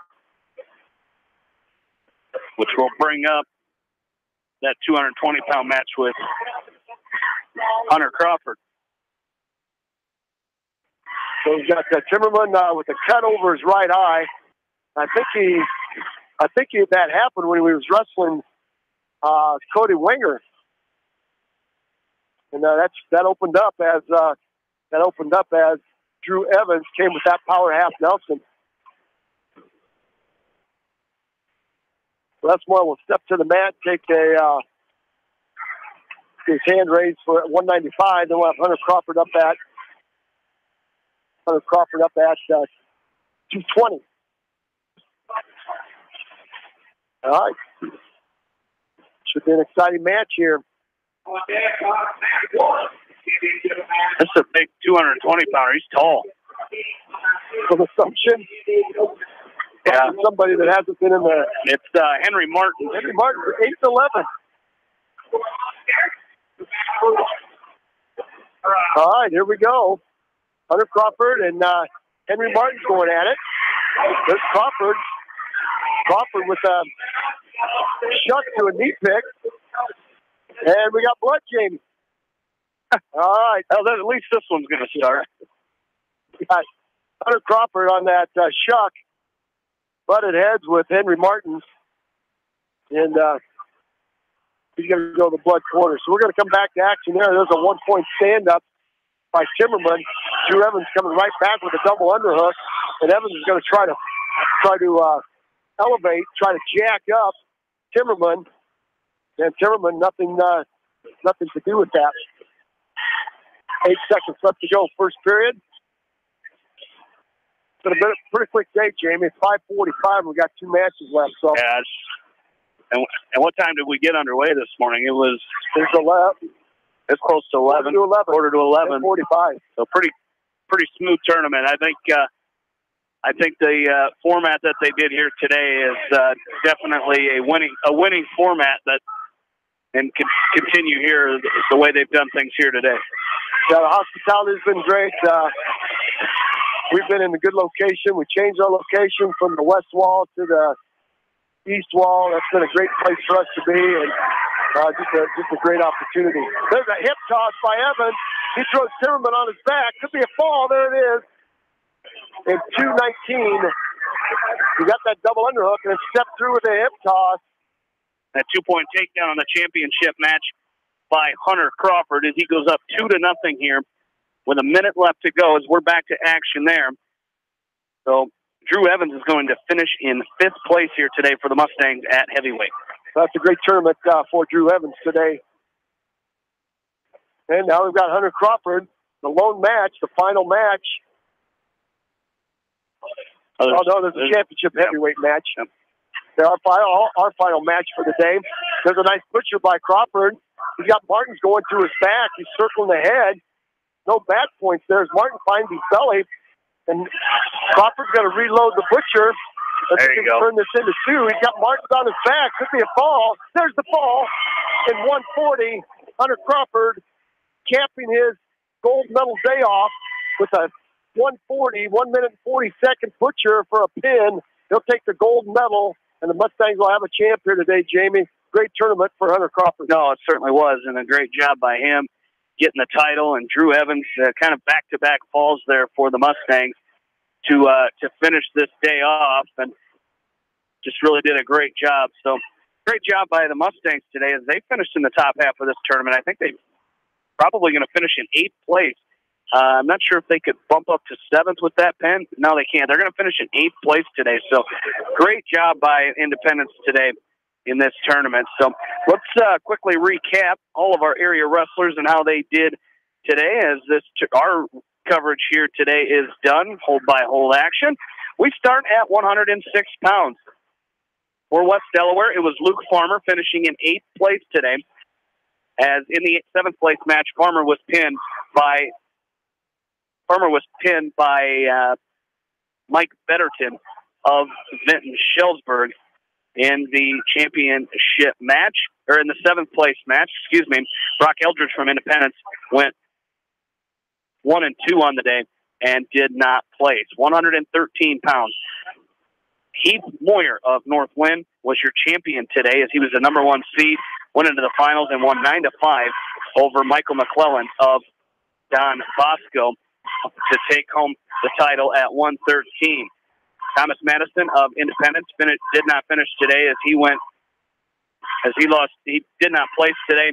Evan Woods of West Delaware finished in 8th place as he was beaten in the 7th place match by TJ Fitzpatrick of Davenport Assumption 9-3. Your runner-up today was, like we said, Michael McClellan. Your champion, Heath Moyer of North Lynn at 106 pounds. We'll get to that too. Runner-up was Matthew Lewis of Centerville. Champion was Daniel Kimball of Don Bosco. 120 pounds. No area wrestlers placing there as Caleb Straw went 1-2 on the day. Riley of Independence. Riley Dolan of West Delaware went 0-2 on the day. Your runner-up on the tournament was defending state champ Grayson Kesterson of Williamsburg. And your champion today was Jack Thompson of Union. 126 pounds. It was Stavely Mowry from West Delaware finishing in 7th place today as he defeated Nathan Lauderwasser of Cedar Rapids Jefferson 4-2 in that 3rd place match.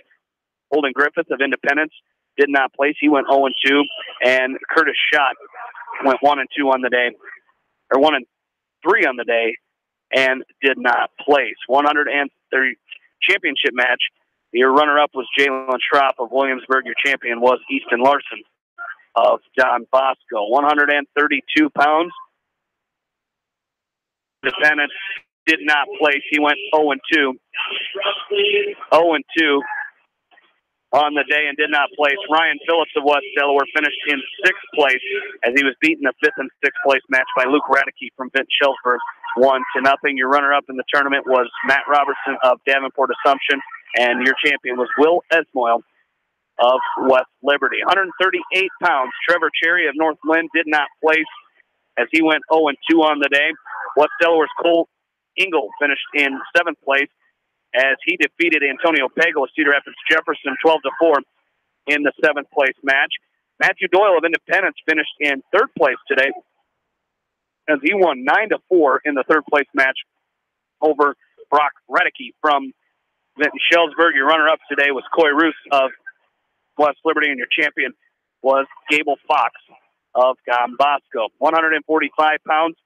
Joe Preeb of Independence did not place. He went 1-2 on the day And Austin West of Northland also did not place. He went 0-2. And Cale Meyer of West Delaware was your runner-up today as he was beaten 7-4 in the championship match to Sage Walker of Eddyville. Blakesburg, 152 pounds. Jarrett Orr of Independence finished in 4th place today as he was beaten 13-4 against Luke Fissler from Dallas Center Grimes in the 3rd place match.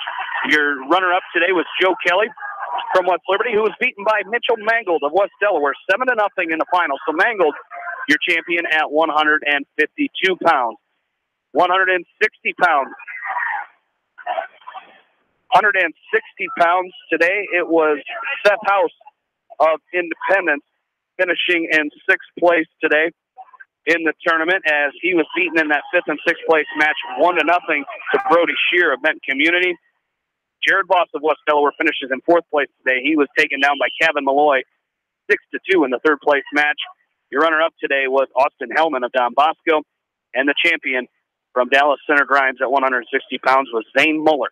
170 pounds. Finishing the day in 6th place was Jack Newhouse of West Delaware as he forfeited to Cole Davis of Independence, who finished 5th place today in that 5th and 6th place match. That would have been the second time those two would have wrestled today. Newhouse won the first matchup 12-5, but Davis getting the forfeit in the 5th place match over Newhouse. Your runner-up today was Court Johnson of Benton Shellsburg. Your champion was Noah Banstra of East Marshall. 182 pounds. Joe Kaiser of Independence as he went 1-2 on the day. Finishing in 8th place was Jordan Brees of West Delaware as Brees was beaten in the 7th place match by Jackson Gingrich of West Liberty. Quentin Reckhammer of finishes in 5th place today. He won his 5th place match by medical forfeit against Isaac Mazer of Williamsburg. Your runner-up today was Bryce Shares of Don Bosco, and your champion at 182 pounds from Davenport Assumption was Julian Broderston. 195 pounds. Peyton Friedoff of Independence went 0-2 on the day, did not place. And your runner-up from West Delaware was Harrison Goebel as he was beaten medical forfeit in the finals against Bryce Esmoil. Goebel winning an 11-9 match in the semis against Josh Hollop of Williamsburg. Tweaked his knee a little bit, it looked like, and medical forfeited in the championship match. So Bryce Esmoil of West Liberty is your champion at 195. 220 pounds. It was Ben Ridenour from West Delaware finishing in 3rd place as Ben went 4-1 on the day, winning by fall in the 3rd place match against Dawson Sweet of Cedar Rapids Jefferson. So right now, your 3rd place finisher.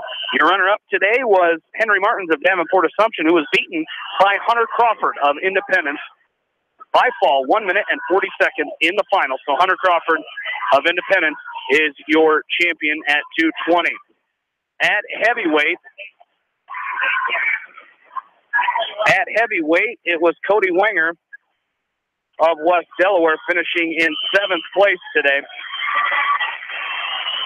Finishing in 7th place today as Wenger comes back after losing in the quarterfinals to win the 7th place medal as he won 5-2 over Michael Currington of Centerville in the 7th place match. Drew Evans of Independence finished in 5th place today as he won by fall in his 5th place match by fall 2 minutes and 19 seconds over Bryce Timmerman of Benton Community. Over Benton Community as so Evans finishing in 5th place here today. Your runner-up of today's tournament was Andy Lopez of West Liberty. And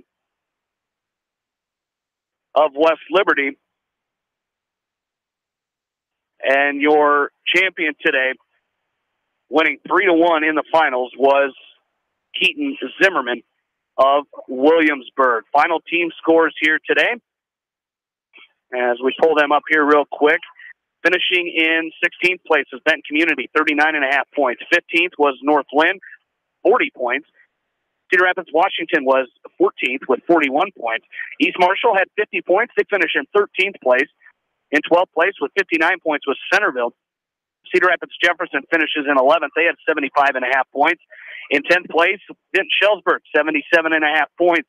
9th place was with 106 points was Eddyville Blakesburg Fremont. Independence finishes in 8th place today with 118 points. In 7th with 124 points was Dallas Center Grimes. Union LaPorte City scored 125 points. They finish in 6th place today. Davenport Assumption finishes 5th with 151.5 points. West Delaware comes in 4th with 172 points. 3rd place is Williamsburg with 184.5. And 2nd place, West Liberty, 187. And your champion running away with it today was Don Bosco with 219 points. And Roger, looking at that, could be quite a WAMAC tournament here at this tournament. Williamsburg and West Delaware, 12 points separated those two today. And you throw Western Dubuque, South Tame, and some other schools in the mix, but a great tournament here today. Well, yeah, you come in with the young lineup that West Delaware has with 2 seniors, and you come out of here with 4th place. We were trying to decide on the way down if West Delaware would even have any wrestlers in the finals, as tough as this tournament is. And they wrestled lights out. They had a shaky start to the meet, but that 3rd, 4th, and that final round, they came out like gangbusters, and they put a lot of points out on the board. They did what they continued to do, that score bonus points, put people on their back. I think it was a good tournament. I don't know what Coach Boy thought they'd finish, but to come out here in 4th place with the lineup they've got, to have the number of kids they had in the finals and the number of place winners, I think that's tremendous. I think 13 out of the 14 wrestlers scored points for the Hawks today. And anytime you can do that, you're going to place high in tournaments. You're going to put yourself in a position that you want to be, and that's going for tournament championships. Absolutely. A good day for all of our area wrestlers as we will now sign off here for the final time here today, as it was a great day of wrestling, a quick tournament. We started online and continued that throughout the day until we went live in the semifinals. And that's going to be our format coming up here the rest of the season. We'll start that, and we'll do that again next weekend down at the Cedar Rapids Jefferson Jayhawk Invitational. So be sure to stay tuned to that next week, as we will start that one as well. We'll start online in the morning, and we'll start online in the morning and go live in the afternoon with our coverage live on KMCH on your radio dial. As good to get, we always appreciate being able to do that, is get the whole tournament on the air and bring it to you in some form. As coming up next week, we've got West Delaware girls basketball Tuesday, as they will be hosting Western Dubuque. John Swisher and Bill Logan starting at 7:30. And then Thursday night, Roger and I will be in Manchester with West Delaware hosting Williamsburg. That'll be a heck of a duel there, as we don't have to travel to Williamsburg, as I think we have the last couple times. As then Friday night, it'll be West Delaware boys basketball at home with John Swisher and Bill Logan starting at 7:30. Next Saturday, the Winter Sports Area Coaches Corner starting at 9 o'clock with John Swisher. And then, of course, as we mentioned, Cedar Rapids Jefferson Jayhawk Invitational coverage starting at 10 a.m. live on KMCH. And then we'll go live for the semifinals and finals next Saturday, and we'll have that for you next Saturday. Roger, great day today. Any last thoughts before we send them on their way? This is always a fun tournament to come down to, and we'll look back on this tournament down at the well here in a few weeks. And look at the number of place winners here, and the number of these place winners that will be on the stand down there at the Wells Fargo. Always a tough tournament. It's always well run. The hospitality is here is great. We got to pay kudos to the TJ Murphy and his staff here. Coach Goodchild, the athletic director here, doing a great job for us here all day, and just a great day, a fun day of watching some fantastic wrestling. Well, it certainly has been, and we want to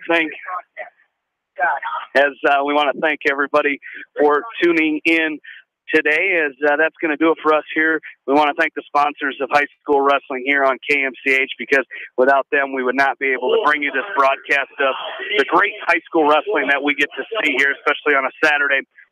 first Saturday in January in Van Horn. And so we encourage you to please get out there and shop locally. I want to thank Janelle Tucker for running the board for us this afternoon and into this evening. And most of all, thank you, the listeners. Roger, I forgot to mention to suggest to everybody to, if you get a chance tomorrow at noon, turn your TVs to CBS and root on those Buffalo Bills as they make their first playoff appearance in 17 years, as hopefully this year is a little bit better than the last time they were in the playoffs. But support the Bills tomorrow. Well, I'll be giving them my nod, Jamie. They're going to play in Jacksonville, I think, and as cold as it is in Florida right now, you got to think the Bills have a great shot. Oh, they're a cold weather team. I tell you what, I look forward to it. Well, that's going to do it for us, and we'd like to thank you for tuning in.